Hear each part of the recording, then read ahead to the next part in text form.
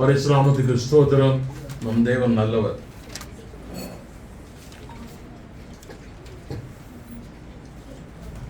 இன்றைய தினத்திலே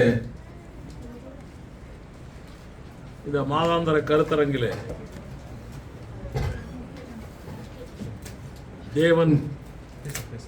தேவன் கொடுக்கிற செய்தி, கொள்ளையிட்டவைகளை தேவனுக்கு கொடுக்கலாமா?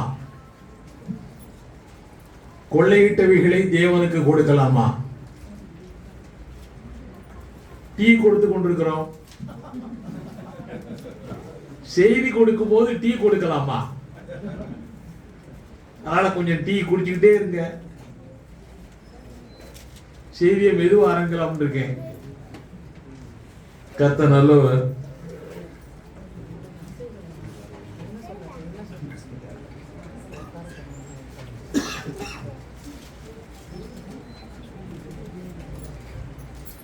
பின்னால வர்றவங்களுக்கு ஸ்பெஷல் ஸ்நாக்ஸ் இல்லை போல, கோச்சுக்காதீங்க. அதுக்கு தான் முன்னால வரணுங்கிறது.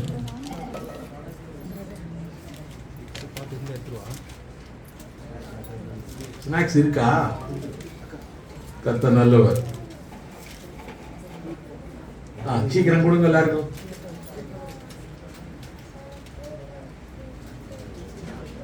செய்தி கொடுத்து கொண்டிருக்கும் போது யாரும் டீயும் குடிக்கக்கூடாது, காஃபியும் குடிக்கக்கூடாது, ஒன்றும் செய்யக்கூடாது. அவசர அவசரமா குடிச்சு ஏதாச்சும் வாயில சூடு கீடு வந்துட போகுது. பார்த்து குடிங்க.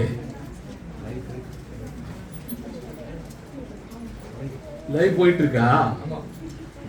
எல்லாம் பார்த்து சிரிக்க போறாங்க. அது வேற.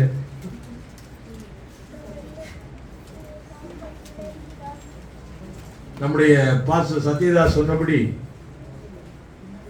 இந்திய பாகிஸ்தான் போர் பயங்கரமாய் வந்து கொண்டிருக்கிறது.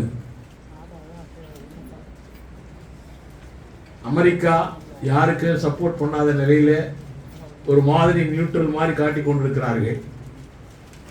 சீனாவும் ரஷ்யாவும் வல்லரசு நாடுகள் அது ஒன்றும் பேசாம இருக்குது. ஐரோப்பாவும் அமெரிக்காவும் அண்ணன் தம்பி வேதத்தின்படி. ஆனால் அவங்க ஒன்றும் பேசுறதில்லை. நிலைமை எப்படி இருக்க போகிறது? ரகசிய வருகை தாமதமானால் இதிலே அழிவு இருக்காது. ரகசிய வருகை இன்றைக்கோ இன்று ராத்திரிக்கோ நடந்தால் அழிவுகள் ஏராளம் இருக்கிறதுக்கு வாய்ப்பு உண்டு. இதில் நம்ம ஏதோ இந்தியாவின் தென்கோடியில் இருக்கிறதுனால பயப்படாமல் இருக்கிறோம். பஞ்சாபில் உள்ளவன், ராஜஸ்தானில் உள்ளவன், ஜம்மு காஷ்மீரில் உள்ளவன்லாம் ராத்திரில தூக்கம் இல்லை.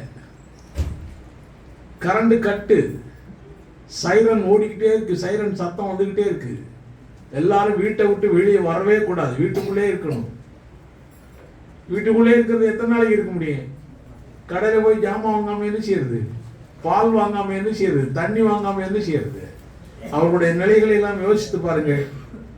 அந்த ராஜஸ்தான் பகுதியை சார்ந்த சகோதரர் இங்கே முன்கூட்டியே வந்துட்டாரு, தப்பித்தார். எழுப்பிங்க பார்க்கட்டும் உங்களை எல்லாரும். அவன் தப்பித்தார். இவரு முன்கூட்டியே வந்தார். ஏன்னா அவர் நம்ம சர்ச்சு சகோதரியை திருமணம் முடித்திருக்கிறார். அதெல்லாம் கர்த்தருடைய கிருபை, சும்மா சாதாரண காரியம் இல்லை. இப்படி எல்லாம் கர்த்தர் பாதுகாக்கிறது. இப்போ ஒரு பெரிய பயங்கரம் நம்முடைய தமிழ்நாட்டுக்கு வந்து விட்டால் எப்படியா வரும்னு கேக்குறீங்களா? உங்களுக்கு தெரியுமோ தெரியாதோ, நம்முடைய இந்து மகா சமுத்திரத்திலே ஒட்டி இருக்கக்கூடிய வங்காள விரிகுடா கடலில் சீனாவுடைய பெரிய கப்பல் நின்று கொண்டிருக்கிறது. தெரியுமா தெரியாதோ? இது ஒரு 6-7 வருஷமாக நின்று கொண்டிருக்கிறது. பெரிய கப்பல். ஏனென்றால் சிலோனும் சீனாவும் நண்பர்கள் நின்று கொண்டிருக்கிறது. இந்த சீனா பாகிஸ்தானுக்கு சப்போர்ட் பண்ணுகிறது போல தெரிகிறது. உண்மையா பொய்யா தெரியாது.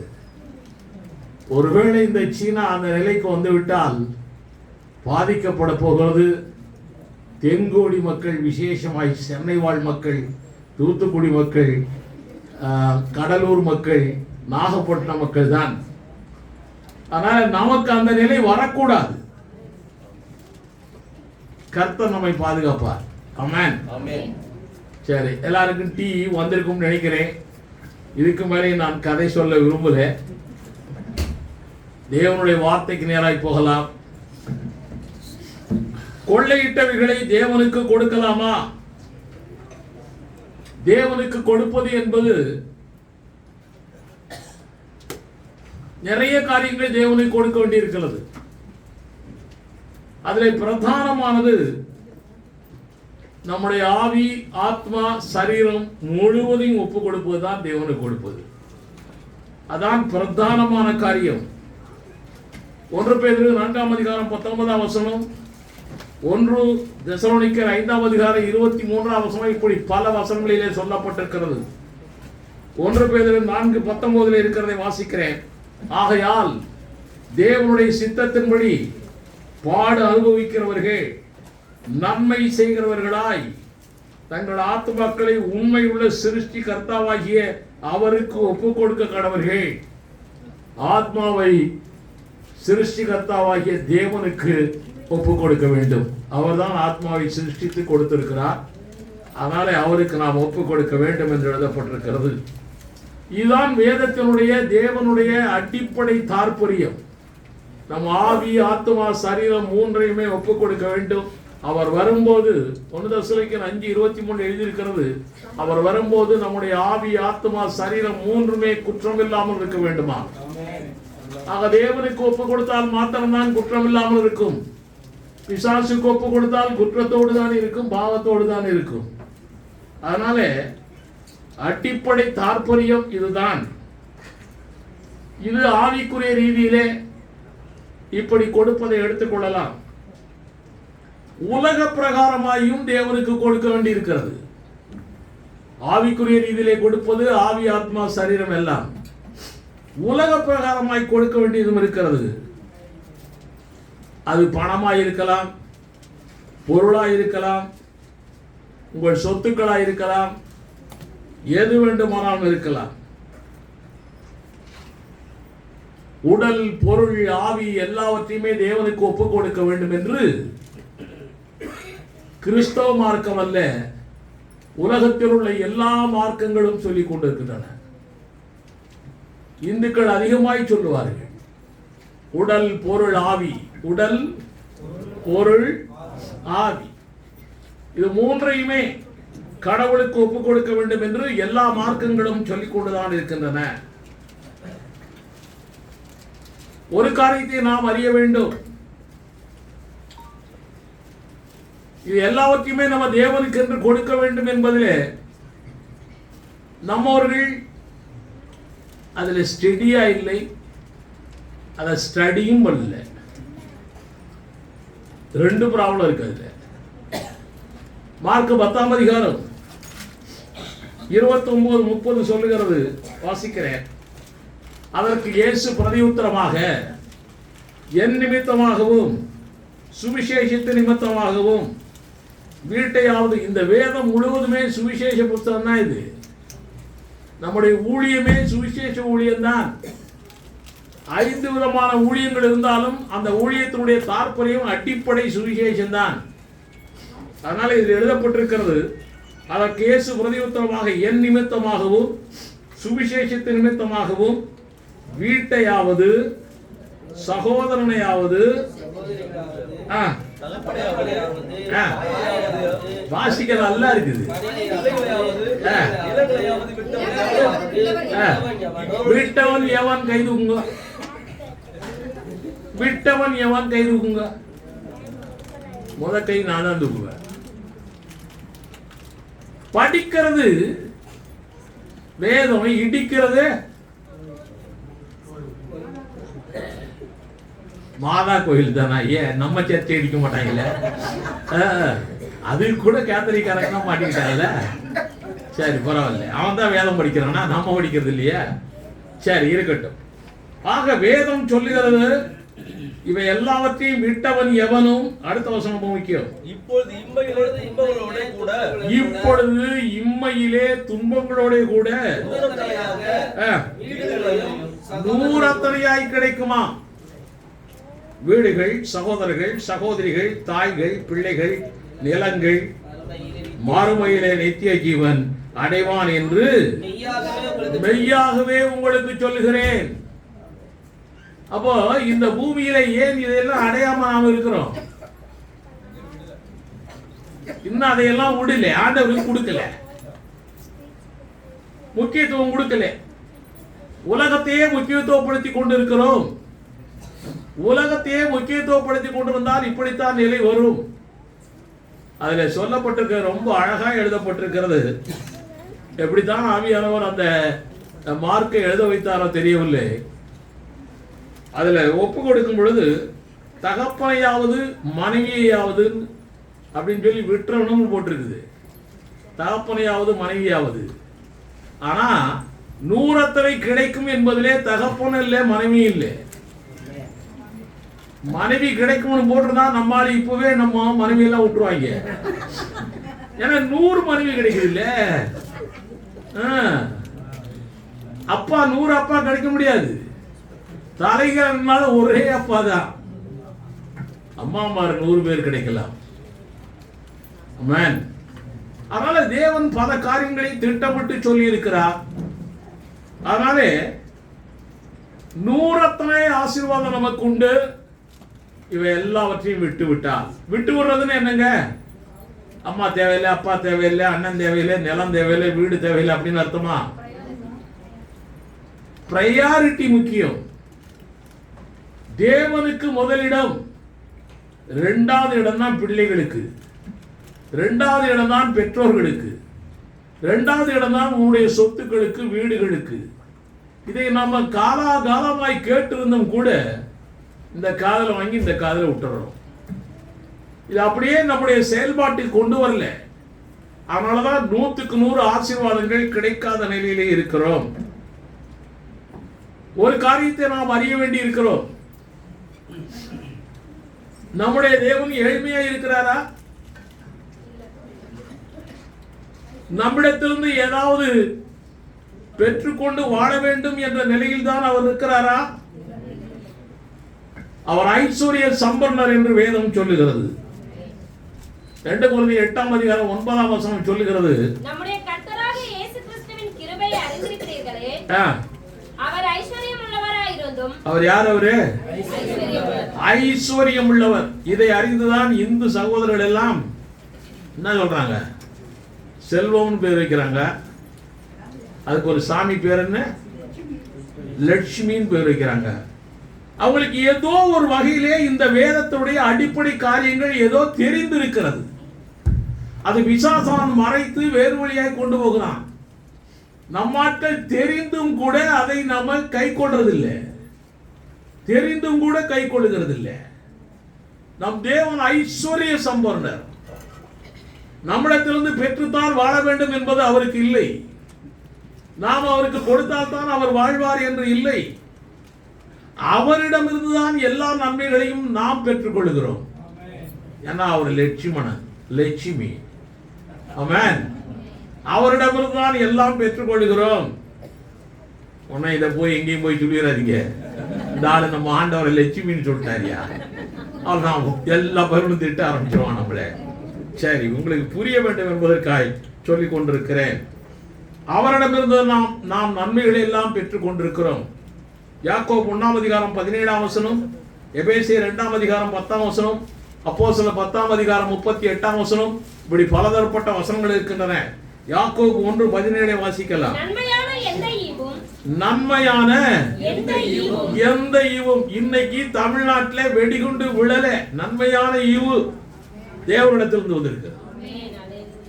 நன்மையான எந்த ஈவும், பூரணமான எந்த வரம். வரம் இருக்கலாம், அது பூரணமா இருக்கணும். பூரணமான எந்த வரமும் பரத்திலிருந்து உண்டாகி ஜோதிகளின் பிதாவினிடத்திலிருந்து வருகிறது. அதான் ஜோதி ஜோதின்னு ராமலிங்க சுவாமியை சொல்லிட்டு போயிட்டாரு போல. எல்லாம் இங்க இருந்து போன கதை. ஜோதிகளின் பிதா நம்ம ஆண்டவர் தான். ஆமென். ஜோதிகளின் பிதாவினிடத்திலிருந்து இறங்கி வருகிறது. வேற்றுமையின் நிழல் கூட இல்லை. அதனாலே அவரிடத்திலும் தான் நாம் நன்மைகளையே பெற்றுக் கொண்டிருக்கிறோம். அவர் கொடுக்கிற கரம் உள்ளவர். அவர் கரம் கொடுத்து கொடுத்து சிவந்த கரம். அவருடைய கரம் ஒரு நாளும் குறுகி போகவே இல்லை. நம்ம எல்லாருக்கும் தெரிந்த கதை. வனாந்தரத்திலே மோசே வந்து கொண்டிருக்கிறான். அந்த மக்கள் எல்லாம் எல்லாரும் இறைச்சி வேணும் இறைச்சி வேணும் சொல்றாங்க. உடனே அழுகுறாங்க. இவன் போய் ஆண்டவர்கிட்ட போய் கெஞ்சிறான். உடனே ஆண்டவர் சொல்றாரு, ஒரு மாசத்துக்கு கூட இறைச்சியை கொடுப்பேன்றாரு. எப்படி? அவன் சொல்றான், இப்ப நம்ம எகிப்திலிருந்து கொண்டு வந்தமே ஆடு மாடு இதெல்லாம், இதையெல்லாம் வெட்டி போட்டா கூட ஒரு நாள் 2 நாளைக்கு தானையா வரும். நீ எப்படி ஒரு மாசத்துக்கு கொடுப்பேன்ற? அவனுக்கே அவிசுவாசம் வந்துருச்சு. யாருக்கு? மோசேக்கே. என்னாகும் 11ஆம் அதிகாரம் 21 முதல் 23 வசனங்களை வாசிக்கலாம். அதற்கு மோசே, காலாட்கள் மாத்திரமே 6 லட்சம் பேர். காலாட்கள் என்ன? சோல்ஜர், வீரர்கள், ஆண்கள். என்னிடத்தில் கூடிய காலாட்கள் மாத்திரம் 6 லட்சம் பேர். ஒரு மாதம் முழுவதும் புசிக்கும்படி அவர்களுக்கு இறைச்சி கொடுப்பேன் என்று சொன்னீரே. ஒரு மாதம் முழுவதும் கொடுக்கிறேன்னு சொன்னியப்பா. ஆடு மாடுகளை நீ கேட்கறது இன்னைக்கு மாத்திரம் சாப்பிடுறது கேட்கிறேன். அவரு கொடுக்கிறேன்றது நீ என்ன கேட்கிறா அதுக்கு மேற்கொண்டு நிறைய கொடுப்பாரு நம்ம ஆண்டவர். இந்த விசுவாசம் நமக்கு இல்ல. சரி, கொடுப்பேன் என்று சொன்னீரே. ஆடு மாடுகளை அவர்களுக்காக அடித்தாலும் அவர்களுக்கு போதுமா? இப்ப நம்ம வச்சிருக்கக்கூடிய ஆடு மாடுகளை அடித்தாலும் கூட அப்ப மாடு சாப்பிட்டு இருக்கான் இல்ல? சரி, ஆடு மாடுகளை அடித்தாலும் கூட அவர்களுக்கு போதுமா? அவர்களுக்கு போதுமா? சமுத்திரத்து மச்சங்களை எல்லாம் அவர்களுக்காக சேர்த்தாலும் அவர்களுக்கு போதுமா என்றான். சமுத்திரத்து மச்சங்களை எல்லாம் சேர்த்தா கூட போதுமா? பத்தாது. அப்புறம் அதற்கு கர்த்தர் மோசேயை நோக்கி, கர்த்தருக்கு கொஞ்சம் கொஞ்சம் கோபம் வரும். ரொம்ப கோபம் வந்துருச்சுன்னா அவ்வளவுதான், அழிஞ்சு போயிரும். அவரு கர்த்தர் மோசேயை நோக்கி, கர்த்தருடைய கை குறுகி இருக்கிறதோ, கர்த்தருடைய கை குறுகி இருக்கிறதோ, என் வார்த்தைப்படி நடக்குமோ நடவாதா என்று நீ இப்பொழுது காண்பாய் என்றார். என் வார்த்தை இப்படி நடக்குமா நடக்காதா பாரா இப்போ. பாரா இப்போ. என் கை குறுகி போகவில்லை. எல்லா நன்மையான காரியங்களும் தேவனிடத்திலும் தான் வருகிறது. அவர் கொடுக்கும் கரம் உள்ளவர். அந்த கரம் குறுகி போகவில்லை. இந்த விசுவாசம் இருந்தால் போதும். உன்னுடைய வாழ்க்கையில ஏழ்மை இருக்காது, வறுமை இருக்காது, கடன் பிரச்சனை இருக்காது, வியாதி பிரச்சனை இருக்காது, டாக்டர்கிட்ட கொண்டு போய் பணம் கொடுக்கிற நிலை இருக்காது. இப்படிப்பட்ட எண்ணங்கள் உங்களுக்கு இருந்தால், இப்படிப்பட்ட விசுவாசம் உங்களுக்கு இருந்தால், அண்ட சராசரங்களையும் படைத்த தேவாதி தேவன், வெள்ளியும் பொன்னும் கர்த்தருக்குரியது. உலகத்திலே பெரிய விலை உயர்ந்த பொருள் என்னன்னா வெள்ளியும் பொண்ணும் தான். இதுக்கு மேல விலை உயர்ந்து உலகத்துல ஒண்ணுமே இல்லை. அந்த உலகத்திலே ஒண்ணுமே உயர்ந்த அந்த வெள்ளி பொண்ணு கூட கர்த்தருக்குரியது. அப்ப கர்த்தர் எவ்வளவு பெரிய பணக்காரரு. ஆமென். அதனாலதான் பேதுரு கூட ஒரு முறை எருசலேம் தேவாலயத்துக்குள்ள போகும் பொழுது அங்கே வாசல்ல ஒருத்தன் உட்கார்ந்து இருக்கிறான், ஊனம் உள்ளவன், பிறவி என்னையா மாற்றுத்திறனாளி. பத்தியா, அண்ணெல்லாம் பேர் சொல்லக்கூடாது, கரைகன்னு சொல்லிட்டு போயிட்டார்ல. சரி, எப்படியோ உட்கார்ந்து இருக்கிறான். இவங்க ரெண்டாத்தையும் பேதுருவையும் யோவானையும் பார்த்துக்கிட்டே இருக்கிறான். யோவான் என்ன சொல்றாரு தெரியும்? பேதுரு என்ன சொல்றாரு தெரியுமா? அப்பொழுது பேதுரு, வெள்ளியும் பொன்னும் என்னிடத்தில் இல்லை. வெள்ளியும் பொன்னும் என்னிடத்தில் இல்லை. அப்ப இதுல இருந்து என்ன தெரியுது? வெள்ளி பொன்னு தான் உலகத்திலேயே மிக மிக உயர்ந்தது. அந்த வெள்ளியும் பொன்னும் என்னிடத்தில் இல்லை. நேற்றைய தினத்துல ஒரு செய்தி கேள்விப்பட்டோம். அதுல சவுதி அரேபிய ராஜா ஏழைகளுடைய கல்யாணத்துக்கு போனார்னா அவரு அங்க போய் கையை தண்ணியில கழுவ மாட்டாராம், நெய்யில கழுவுவாராம். யார்ப்பா சொல்றது நெய்யின்னு? துபாய் மன்னன் நெய்யில கழுவாராம் கைய. நினைச்சு பார்க்க முடியல நம்மால. சரி, அங்க போன உடனே அவருக்கு உலகத்துல பலதரப்பட்ட சாப்பாடு இருக்குல்ல, உலகத்துல எல்லா சாப்பாடும் வைப்பாங்க, அவருக்கு எல்லாத்தையும் சாப்பிடுவாராம். எல்லாத்துக்கும் முன்னால அவர் ஒரு காரியத்தை செய்வாராம். நம்மெல்லாம் தங்கத்தோடு, தங்க தாலி, தங்க இது பதக்கங்கள், அந்த மாதிரி காரியங்கள் தான் வச்சிருக்கிறோம். அவரு தங்கமா ஷீட் மாதிரியே வச்சிருக்காராம், தங்க பேப்பர். அதை அப்படியே விரிச்சு விட்டு காட்டுறான் பாரு டிவியில. பார்க்கும் போதே பயங்கரமா இருக்கு. தங்கம், பூரா தங்கம். அதை அப்படியே எடுத்துக்கொண்டு போய் தட்டாண்ட கொடுத்து வித்தா பயங்கர கோடி கோடிக்கா வித்தெல்லாம் போல தெரியுது. தங்க ஷீட்டு கேள்விப்பட்டதே இல்லை இது வரைக்கும். நம்ம தங்க தகடு கேள்விப்பட்டிருக்கிறோம், இது தங்க ஷீட்டு. அப்படியே கொடுப்பான் அவர். இவ்வளவு தூரம் அவன் ஆசீர்வாதத்தோடு இருக்கிறானே, காரணம் என்ன? ஆசீர்வாதம் 2 இடத்திலிருந்து வருகிறது என்று உங்களுக்கு தெரிய வேண்டும். ஒன்று தேவன் கொடுக்கிறார், இன்னொன்று பிசாசு கொடுக்கிறான். பிசாசு கொடுக்கிறது நிரந்தரம் அல்ல, தேவன் கொடுக்கிறது நிரந்தரம். அது சவுதியா இருக்கட்டும், இன்னொன்னு என்ன சொன்னீங்க, துபாயா இருக்கட்டும், எதா இருக்கட்டும், அங்கே உற்பத்தி ஆகிற அந்த எண்ணெய்கள், பெட்ரோல், டீசல், கேஸ், இதெல்லாம் நம்மளை போன்ற நாடுகள் வாங்காமல் போனால் நிலைமை என்ன ஆகும்? அவங்க நிலைமை என்ன ஆகும் யோசிச்சு பாருங்க. ஆனா நம்ம ஊர்ல விளையிற நெல், பருத்தி, நம்ம ஊர்ல விளையிற காய்கறிகள், இந்த எல்லாவற்றையும் யார் வாங்காம போனாலும் நம்ம ஏழையாய் போவதில்லை, வறுமையிலே வாட போவதில்லை. ஆமென். அதனால நம்முடைய நிலை வித்தியாசமான நிலையில் இருக்கிறது. நாம் தேவனை நம்பி இருக்கிறோம். நம்ம ஏதோ இந்தியா, இந்துக்கள் எல்லாம் சொல்லிட்டு இருக்கிறோம். அந்த இந்து சமுதாயமே இந்த கிறிஸ்தவ மார்க்கத்தினுடைய ஏதோ பேசிக்கல் இருந்தா உருவாகி இருக்குது. ஆனாலே அவர்களுக்குள்ளும் கொஞ்சம் கொஞ்சம் பக்தி இருக்கிறது. அதனாலதான் இந்தியா இந்த அளவுக்குனாச்சும் வாழ்ந்துகிட்டு இருக்குது, இல்லைன்னா அதுவும் இருக்காது. ஆமென். சரி, எதை பற்றி என்னையா? வெள்ளியும் பொன்னும் கர்த்தருக்குரியது, கர்த்தர் அப்படிப்பட்டவர், பெரியவர். அதனால அப்படிப்பட்ட தேவனுக்கு நாம் கொடுக்க வேண்டுமா? அவர் கை குறுகி போகவில்லை. வனாந்தரத்திலே காடையை கொடுக்கிறாரு, அது 1 மாசத்துக்கு சாப்பாடு. காடை எப்படிதான் தின்னாங்க, எல்லாம் கிறிஸ்தவனாவே திண்டி பண்ணாங்க போல. ஆமா, நான் ஒரு காலத்துல முஸ்லிம்கள் தான் சாப்பிடுவாங்கன்னு நினைச்சிட்டு இருந்தேன். இப்ப பார்த்தா கிறிஸ்தவன் தான் திண்டி பண்டாரமா இருக்கிறான். எனக்கு கூட அப்படிதான். சரி, நமக்கு ஒரு எண்ணம் வந்துட்டு தெரியுமா? ஒரு நாளைக்கு ஏதாச்சும் மட்டன், இப்படி பிரியாணி கொடுத்தாங்கன்னா ஒரு ஆசை வந்துடுது இல்ல? அதான் மனுஷனுக்கு வரக்கூடிய ஆசைகள். எனக்கு அதெல்லாம் ஆசையே வரலன்னு சொல்றாள். கை தூக்கு, கை தூக்குனீங்கன்னா நரகத்துக்கு போயிடுவேன். சரி, இப்போ இப்படிப்பட்ட தேவன் இருக்கிறாரே, இந்த தேவனுக்கு நாம் கொடுத்துதான் ஆக வேண்டுமா? நன்மைகள் அவர் கொடுக்கிறார், வெள்ளியும் பொன்னும் கொடுக்கிறார். அவருடைய கரங்கள் குறுகி போகவே இல்லை. வனாந்தரத்திலே கூட காடைகளை கொடுக்கிறார். இப்படிப்பட்ட தேவனுக்கு நாம் கொடுக்க வேண்டுமா? இது அருமையான கேள்வி, அருமையான கேள்வி. நாம் கொடுப்பது நம் தேவன் வாழ்கிறதற்காக அல்ல, அது போல தெரியும்.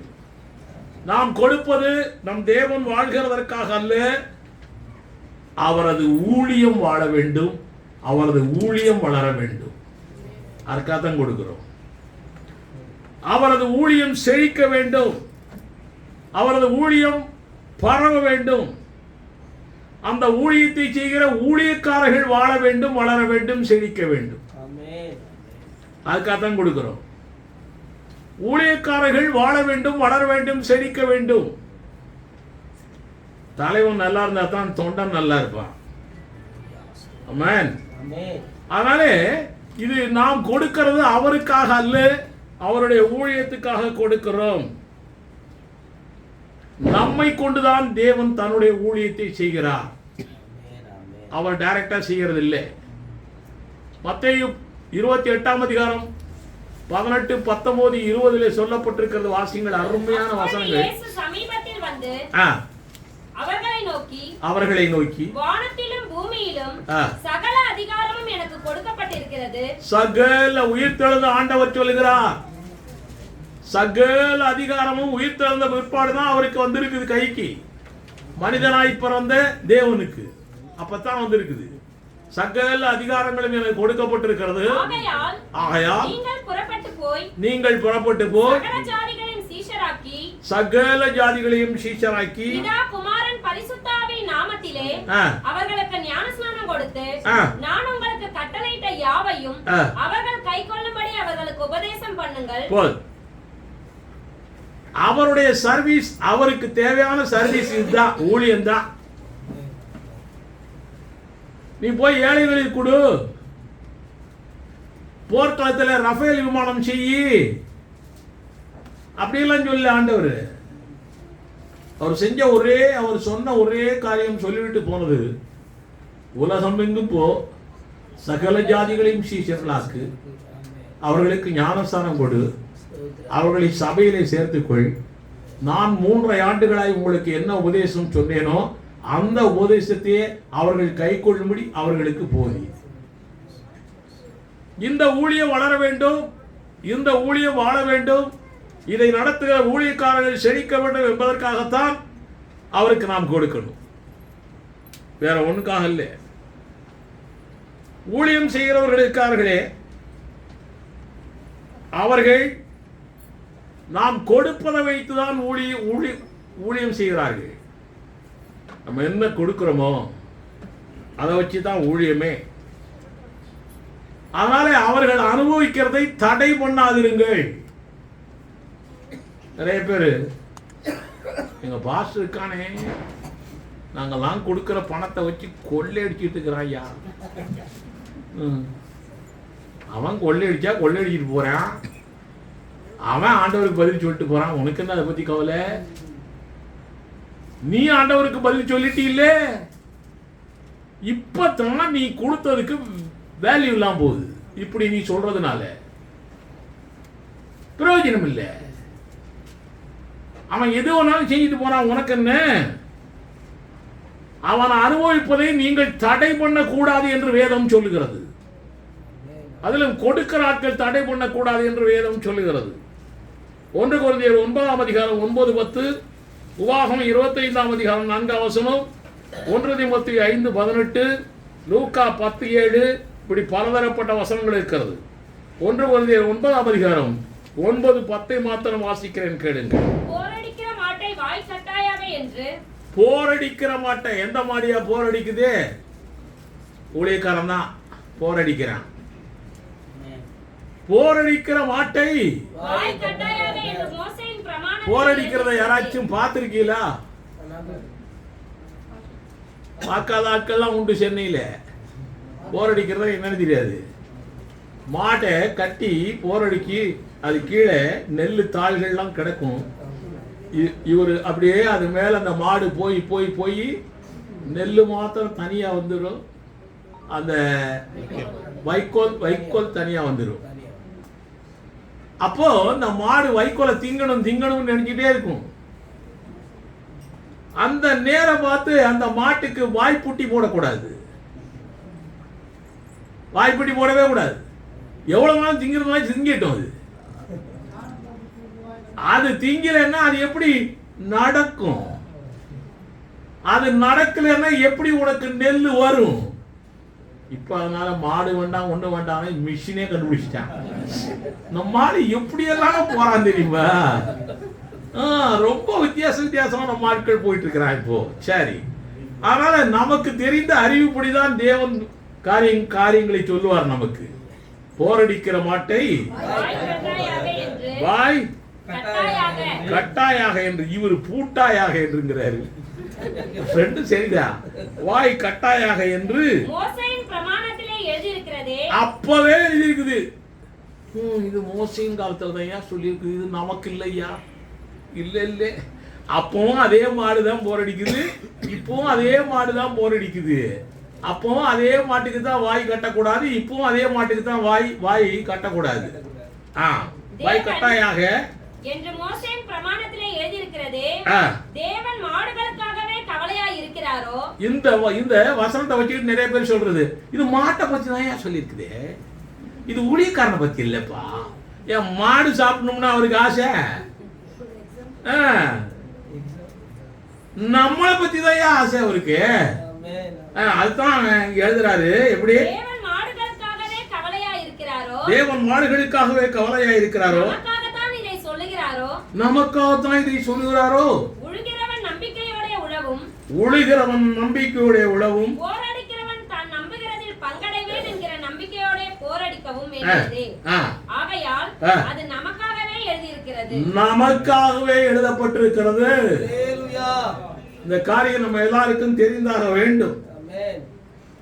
அப்படி பொருளாதாரத்திலே தேவனுக்கு கொடுக்கறதில்லை. பொருளாதாரத்தில் ஆவிக்குரிய ரீதியில கொடுக்கறது, ஆவி ஆத்மா சேரம் கொடுக்கணும், அது வேற விஷயம். பொருளாதார ரீதியிலே போரடிக்கிற மாட்டை வாய் கட்டாமல் இஷ்டப்படி சாப்பிட்டதுன்னு சொல்லி விடுறது கவலை இல்லாம. அப்படி பொருளாதாரத்தில் தேவனுக்கு கொடுக்கறதுல 2 வகைகள் உண்டு தேவனை கொடுப்பதில்லை. ஒன்று காணிக்கை, இன்னொன்று தசோபாகம். 2 காரியங்கள் இருக்கின்றன. காணிக்கை என்பது பலதரப்பட்ட காணிக்கைகள் உண்டு. நம்மால் இந்த பெட்டியில கொண்டாந்து போடுறதான் காணிக்கை நினைக்கிறதுக்காக. காணிக்கைகளிலே பலதரப்பட்ட காணிக்கைகள் உண்டு. பொருளாதார ரீதியாய் தேவனுக்கு கொடுக்கிறது.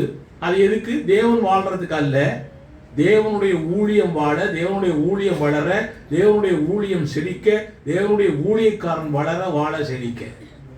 இந்த காரியம் மறக்கவே கூடாது நீங்க. ஆக காணிக்கை என்பது ஒன்று, அது நன்றி காணிக்கையாகவும் இருக்கலாம். தேங்க்ஸ் சொல்றது. ஒரு வருஷம் கூட்டி கொடுத்துட்டாரா உனக்கு, உடனே என்னது? தேங்க்ஸ். அதுக்கு ஒரு நன்றி காணிக்கை கொடு. நம்மால் பர்த்டே தான் கொண்டாடுவோம் வீட்டில், ஆனா ஊழியக்காரனை கொடுக்க மாட்டான். ஊழியக்காரன் கொடுக்கிறது, தேவனுக்கு கொடுக்கிறது நன்றி காணிக்கை. எங்க சபையில் என்ன செய்யறோம்?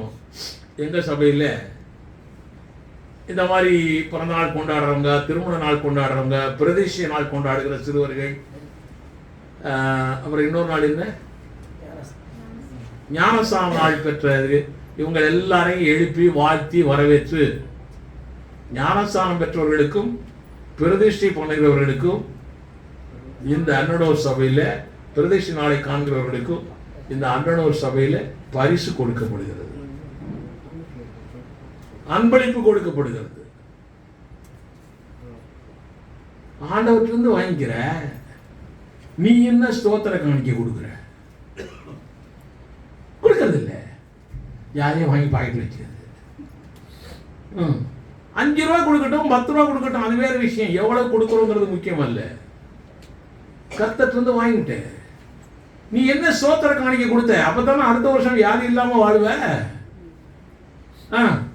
ஸ்தோத்திர காணிக்கை கொடுக்கிறது காணிக்கையில ஒரு பகுதி. ஊழிய கட்டுமானத்துக்காக கொடுக்கிறது. ஊழிய கட்டுமானம் அப்படின்னா பில்டிங் கட்டுறது, என்னென்னமோ காரியத்துக்கெல்லாம் கட்டுறாங்க வேணுங்கிறோம்ல. அல்லது விபிஎஸ் நடத்துறது, நியூ இயர் கொண்டாடுறது, சேர் வாங்கிறது, ஆம்பிளிஃபையர் வாங்கிறது, கீபோர்டு வாங்கிறது, மைக் வாங்கிறது, எல்லாருக்கட்டுமே ஒரு வேன் வாங்கிறது, ஒரு ஒரு ஊழியத்துக்காய் கார் வாங்கிறது, இப்படி ஊழிய கட்டுமான காரியங்களுக்காய் காணிக்கை கொடுக்கலாம். இதை யாத்திராகமம் 35ஆம் அதிகாரம் ரொம்ப அருமையா இருக்காது. அதெல்லாம் படிச்சவன் தான். வனாந்தரத்துல ஒரு வேலையும் செய்யாம நடந்து போயிட்டு இருக்கிறான், அவன் கொடுக்கிறான் காணிக்கை. வாசிங்க யாத்திராகமம் 35ஆம் அதிகாரம் 21 முதல் 29 வசனங்கள். பின்பு எவர்களை அவர்கள் இருதயம் எழுப்பி அனுப்பி எவர்களை அவர்கள் ஆவி உற்சாகப்படுத்தினதோ அவர்கள் எல்லாரும் ஆசரிப்பு கூடாரத்தின் வேலைக்கும், ஆசரிப்பு கூடார வேலை ஆரம்பிக்குது, அந்த வேலைக்கும் அதன் சகல ஊழியத்துக்கும், அதன் சகல ஊழியத்துக்கும், பரிசுத்த வஸ்திரங்களுக்கும் ஏற்றவைகளை, பரிசுத்த வஸ்திரங்களுக்கும் ஏற்றவைகளை, பாசு போடக்கூடிய டிரெஸ் கூட நீ கொடுக்கிற டிரெஸ் தாயா, இது இல்ல. அந்த காலத்துல அப்படித்தான் நடந்திருக்குது. இன்னைக்கும் நிறைய இடங்கள்ல அப்படியெல்லாம் உண்டுங்க. அதுவும் தென் மாவட்டங்கள் எல்லாம் போய் பாத்தீங்கன்னா அப்படிதான். நாகர்கோவில், கன்னியாகுமரி மாவட்டங்கள்லாம் பாத்தீங்கன்னா அந்த விசுவாசிகள் கொடுக்கிற ட்ரெஸ் தான் அந்த பாஸ்டர் போடுவார். கிருபாசனமா இருக்கட்டும், அது சிபிஎம்மா இருக்கட்டும், அதெல்லாம் நடந்து கொண்டு இருக்கிறது இன்னமும். அதுல போட்டிருக்கு, அதன் சகல ஊழியத்துக்கும் பரிசுத்த வஸ்திரங்களுக்கும் ஏற்றவைகளை கர்த்தருக்கு காணிக்கையாக கொண்டு வந்தார்கள். பணம் கொடுக்கிறது மாத்திரம் இல்லையா காணிக்க, என்னென்னவெல்லாம் கொடுத்திருக்கான் பாரு. வனாந்தரத்துல வந்தவன், சம்பாதிக்காதவன், வேலை இல்லாதவன், அவன் ஏதாச்சும் வேலைக்கு போனானா? ஒன்றும் கிடையாது. அவனுக்கு ஏது பணங்கிறது பின்னால சொல்றேன், அவனுக்கு ஏது இவ்வளவு தூரம் கொடுக்கறதுக்கு கிடைச்சதுங்கிறது பின்னால சொல்றேன். வாசிங்க. மனப்பூர்வமுள்ள ஸ்திரீ புருஷர் யாவரும், முதல்ல ஸ்திரியத்தையா முக்கியப்படுத்தி எழுதியிருக்காரு. பெண்கள் இதுல ஏற்பாடு ஆனாத்தான் ஆண்கள் கொடுப்பாயா, ரொம்ப முக்கியம். இதுல பெண்கள் தான் ரொம்ப முக்கியம். மனப்பூர்வம் உள்ள ஸ்திரீ புருஷர் யாவரும், புருஷர் யாவரும் அஸ்த கடகங்கள், அஸ்த கடகம்னா என்னன்னே தெரியாது. தங்கத்திலேயே கட்ட ஒட்டியான மாதிரி பேரு அஸ்த கடகங்கள், காதணிகள், காதணிகள், காதல் அது போட்டணும். மோதிரங்கள். அப்போ வனாந்தரத்துல போனவன் காதணியும் போட்டிருக்கிறான், மோதிரமும் போட்டிருக்கிறான், அஸ்த கடகங்களும் போட்டிருக்கிறான். ஆரங்கள். அவன் எல்லாம் நரகத்துக்கு போற ஆள் இல்ல. நம்மளால அப்படித்தான் சொல்றான், நகை பிசாய்க்கு பிசாய்க்குன்னு. அவன் அதெல்லாம் வச்சிருந்தானு கொடுக்குறான். வாசிங்க. அஸ்த கடகங்கள், காதணிகள், காதணிகள், ஆரங்கள். ஆரம். ஆரம் 10 பவுன் 15 பவுனுக்கு ஆரம் போட்டிருப்பான். கழுத்தே தங்காது. ஆரம் கழுத்தை வெட்டிட்டு போயிடும். அப்புறம் ஆரங்கள் முதலான சகலவித பொன்னாபரணங்களையும் கொண்டு வந்தார்கள். சகலவித, அந்த வேர்டு சகலவிதங்கிறது ரொம்ப அருமையான வார்த்தை. சகலவித பொன்னாபரணங்களையும் கொண்டு வந்தார்கள். பொன்னு ஆபரணங்களை கொண்டு வந்தார்கள். சும்மா இதுல தங்க கிளீட் இருக்குது, என்ன பேர் சொல்லுவாங்க, தங்க முலாம் பூசணத்தை கொண்டு வரல, பொன்னு ஆபரணங்களையும் கொண்டு வந்தார்கள். கர்த்தருக்கு காணிக்கை செலுத்தின ஒவ்வொருவனும் பொன்னை காணிக்கையாக செலுத்தினான். ஒவ்வொருத்தரும் பொண்ணு கொடுக்காத ஆளே இல்லப்பா. இந்த செய்தியை கேட்கிற ஆட்கள் எல்லாம் பொண்ணு கொடுக்காத நிலையிலேயே உங்க வாழ்க்கை போகக்கூடாது. ஆமென். இந்த அன்னனூர் சபையில விபிஎஸ்க்கு ஒரு சகோதரி வந்தாங்க, தோட கழட்டி கொடுத்துட்டு போயிட்டாங்க. திடீர்னு ஆக அந்த நியாயப்பிரமாண, அந்த வனாந்தர கால அந்த ஆவி இன்னைக்கும் இருக்கிறது. அதனாலதான் ஆசீர்வாதத்திலே வாழ்ந்து கொண்டிருக்கிறோம். ஆமென். வாசிங்க. இளநீல நூலையும், இளநீல நூலையும், ரத்தாம்பர நூலையும், இப்ப டிரெஸ்ஸுக்கு வருது, ரத்தாம்பர நூலையும், சிவப்பு நூலையும், மெல்லிய பஞ்சு நூலையும், வெள்ளாட்டு மயிரையும், சிவப்பு தீர்ந்த ஆட்டுக்கடா தோலையும் தோலையும், தகசு தோலையும் தங்களிடத்தில் வைத்திருந்த யாவரும் அவைகளை கொண்டு வந்தார்கள். அப்புறம் வெள்ளியையும் வெண்கலத்தையும் கொடுக்கத்தக்க யாவரும் அவைகளை கர்த்தருக்கு காணிக்கையாக கொண்டு வந்தார்கள். சரி, முதல்ல போட்டதெல்லாம் ஆபரணங்கள். இங்கே கொண்டு வந்ததெல்லாம் உருண்டையா வச்சிருக்கிறது, பிஸ்கட் மாதிரி வச்சிருக்கிறது இந்த கேஸ். அப்புறம் படிக்க அவங்களுக்கே கஷ்டமா இருக்கு, அதுக்கு மேல வாய் வரமாட்டேங்குது. இவ்வளவு இருக்குதா ஐயா, நமக்கு ஒண்ணு கூட இல்லையா. வாசிங்க. வெண்கலத்தையும் கொடுக்கத்தக்க யாவரும் அவைகளை கர்த்தருக்கு காணிக்கையாக கொண்டு வந்தார்கள். பற்பல வேலைகளுக்கு உதவும் சீத்திம் மரத்தை தங்களிடத்தில் வைத்திருந்த யாவரும் அவைகளை கொண்டு வந்தார்கள். தேக்கு மரத்தையே கொண்டாந்து கொடுத்திருக்காயா. சாதாரணம் இல்லைங்க, எல்லாம் கொடுக்கணும். ஞான இருதயமுள்ள ஸ்திரீகள் எல்லாரும், ஸ்திரீகள் எப்படி இருக்கணுமா, ஸ்திரீகளுக்கு தான் முக்கியத்துவம் கொடுத்தே எழுதிட்டு இருக்குது. இப்ப ஞான இருதயம் உள்ள ஸ்திரீகள் எல்லாரும் தங்கள் கைகளினால் நூற்று தாங்கள் நூற்ற இளநீல நூலையும் இரத்தாம்பர நூலையும் சிவப்பு நூலையும் மெல்லிய பஞ்சு நூலையும் கொண்டு வந்தார்கள். எல்லாம் வரிசையா கொண்டு வந்திருக்காங்க. எந்த ஸ்திரீகளுடைய இருதயம் ஞான எழுப்புதல் அடைந்ததோ அவர்கள் எல்லாரும் வெள்ளாட்டு மயிரை திரித்தார்கள். வெள்ளாட்டு மயிரை திரித்து கொண்டு வந்தார்கள். அப்புறம் பிரபுக்கள் ஏபோத்திலும் மார் பதக்கத்திலும் பதிக்கும் கோமேதகம் முதலிய ரத்னங்களையும். அம்மாடி, இதெல்லாம் நம்ம கனவுல கூட பார்த்திருக்க மாட்டோம் ஐயா. வாராந்தரத்துல பாக்குறாங்க பயில்வோ. அப்புறம் பரிமள வர்க்கங்களையும் விளக்கெண்ணெய். அபிஷேக விளக்கெண்ணா மெட்ராஸில் உள்ளவங்களுக்கு தெரியாது. விளக்கெண்ணா ஆமணக்கு என்ற ஒரு செடியிலிருந்து வரக்கூடிய எண்ணெய். நாங்கெல்லாம் எங்க வீட்டுல எல்லாம் விளக்கெண்ணெய் வச்சுதான் திரி எரிய விடுவோம். அதனுடைய ஒளி பயங்கரமா இருக்கும். சரி, வாசிங்க. பரிமள வர்க்கங்களையும் விளக்கெண்ணெயையும் அபிஷேக தைலத்துக்கும் சுகந்த வர்க்க தூபத்துக்கும் வேண்டியவைகளையும் கொண்டு வந்தார்கள். இன்னையா பாஸ் சென்ட் அடிச்சுக்கணுமே? எல்லாம் பாஸுக்கு மாத்திரம் சென்ட் இல்லை. இவரு இங்க எப்படி இப்படி இப்படி சென்ட் அடிச்சு விடுறாரு. இங்க இந்த ரூம் ஸ்ப்ரே அந்த தொழில் இதெல்லாம் அதுக்கெல்லாம் வேணும். அப்புறம் செய்யப்படும்படி கர்த்தர் மோசேயை கொண்டு கற்பித்த வேலைக்குரிய யாவையும் கொண்டு வர இஸ்ரவேல் புத்திரருக்குள் தங்கள் இருதயத்தில் உற்சாகம் அடைந்த ஸ்திரீ புருஷர் யாவரும். அதுல கூட ஸ்திரீ தான் முதல்ல. ஸ்திரீ புருஷர் யாவரும் கர்த்தருக்கு காணிக்கையை மனப்பூர்வமாய் கொண்டு வந்தார்கள். இதுதான் ஊழிய கட்டுமான பணிக்காய் கொடுக்கிற காணிக்கை. முதல்ல நன்றி காணிக்கை சொன்னேன், இப்ப கட்டுமான காணிக்கையாய் சொல்கிறேன். இன்னொரு காணிக்கை இருக்கிறது, அது திக்கற்றவர்களுக்கும் விதவைகளுக்கும் கொடுக்கிறது.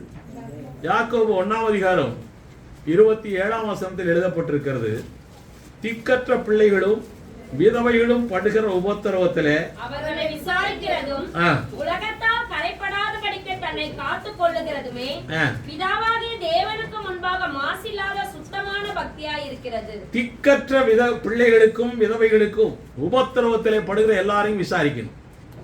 அது ஒரு காணிக்கை. இதைத்தான் நாங்க எங்க சர்ச்சில் டச் மினிஸ்ட்ரி என்று வைத்திருக்கிறோம்.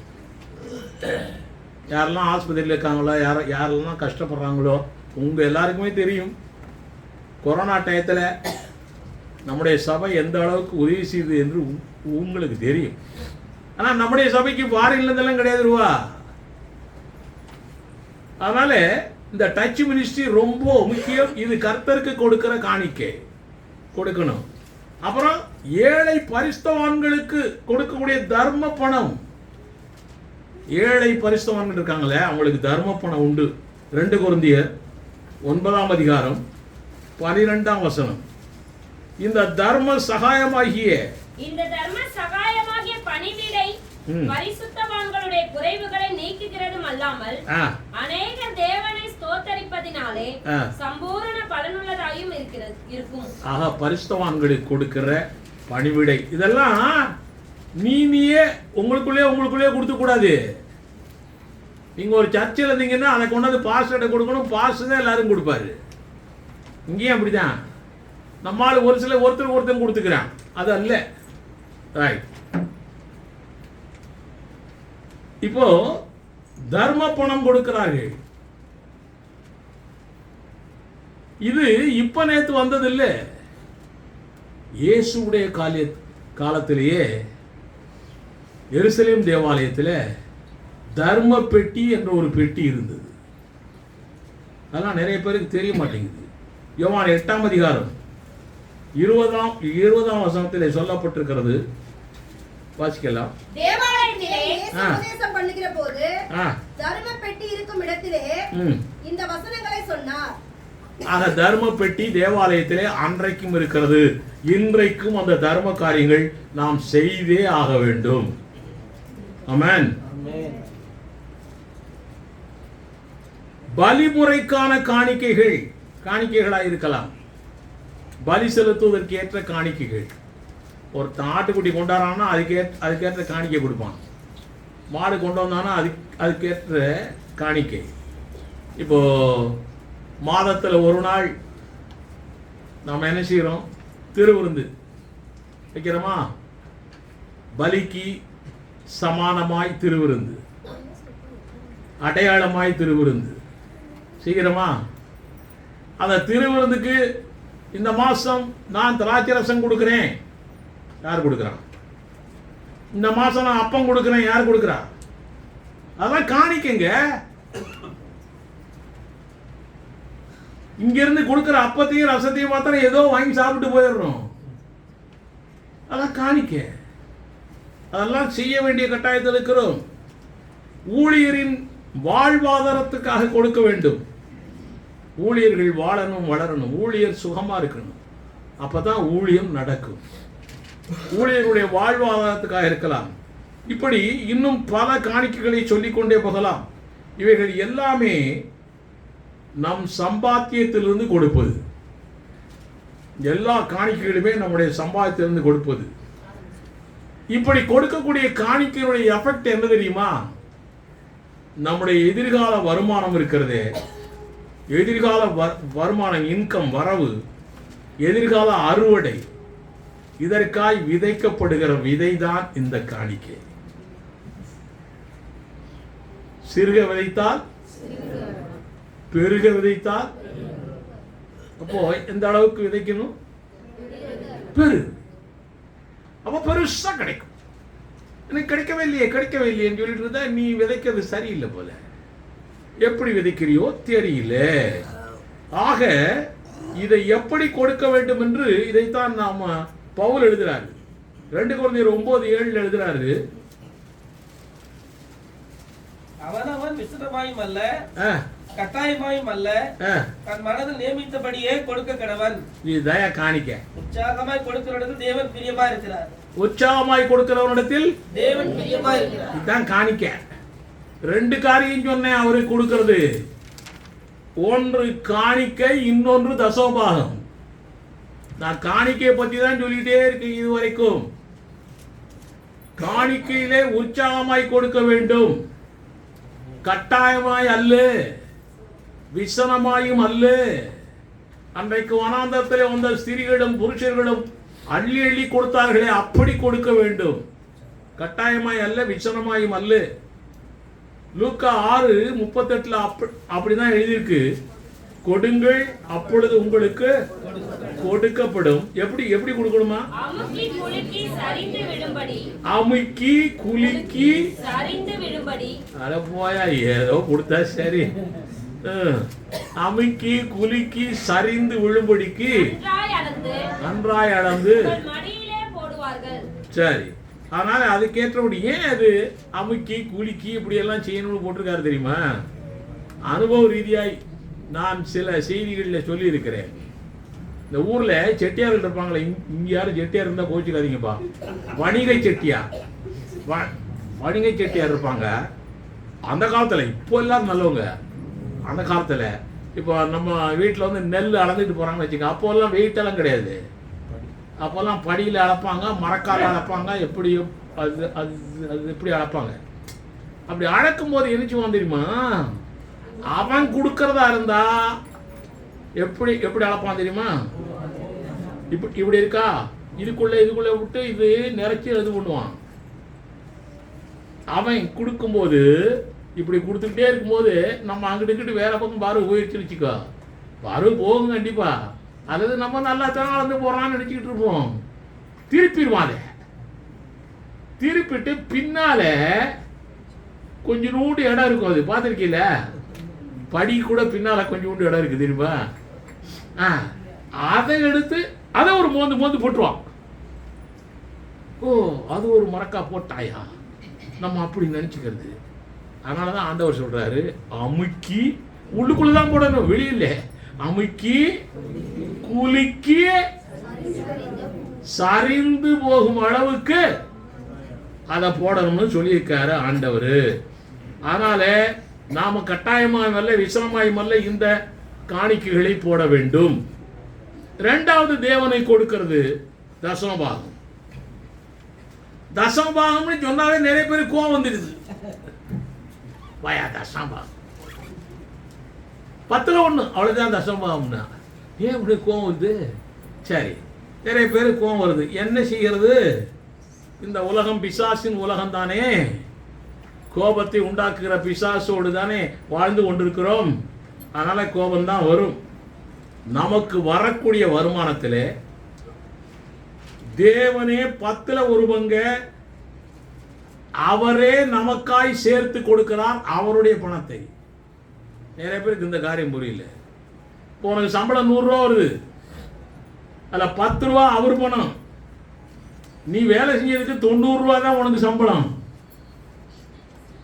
ஆனா அவருடைய பணம் 10 ரூபாயும் சேர்த்து 100 ரூபாயா கொடுக்குறாரு அவரு.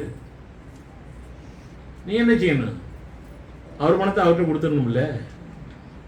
அவர் பணத்தை கொடுக்க மாட்டான், ஒழிச்சு வச்சிடறான். இப்போ எல்லா ஸ்திரீகளுக்கும் மெஜாரிட்டி 1000 ரூபா வருது. 15ஆம் தேதி வருதா? 1000 ரூபாயில 100 ரூபா அவர் உனக்கு சேர்த்து கொடுத்துருக்காரு. 900 ரூபா தான் 1 ரூபா உனக்காக ஸ்டாலின் கொடுத்தது. 1000 ரூபா அவருக்கு கொடுக்கறது, இது 100 ரூபா அவருக்கு கொடுக்கறது. நீ என்ன செய்யணும்? 100 டக்கு டக்கு டக்குன்னு அனுப்பி விட்டுறணும். அனுப்புறது இல்லை யாரு. இப்பதான் எங்கேயும் போய் கையில கொண்டு போய் கொடுக்க தேவையில்லையே. இப்பதான் ஆன்லைன்ல ஜிபே, போன்பே, அந்த பே, இந்த பே, யூபிஐ என்னமோ சொல்றானே.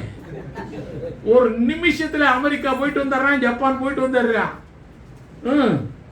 ஒரு நிமிஷத்துல அனுப்பிவிட்டு வந்துட வேண்டியதான், வேலை முடிஞ்சது. அப்படி நீ செய்ய. ஆண்டவர் சொல்லி இருக்கிறார்ல, 10ல் 1 பங்கு அவருடைய பணம் உனக்கு சேர்த்து கொடுக்கிறார். அதை நீ சேர்த்து உனக்கு கொடுக்கறத அவருக்கு கொடுக்கணும். லேவியர் 27ஆம் அதிகாரம் 30ஆம் வசனம், நெகேமியா 10ஆம் அதிகாரம் 38ஆம் வசனம், எண்ணாகமம் 18ஆம் அதிகாரம் 26ஆம் வசனம். இதுல லேவியர் 27:30 மாத்திரம் வாசிங்க. தேசத்திலே நிலத்தின் வித்திலும்.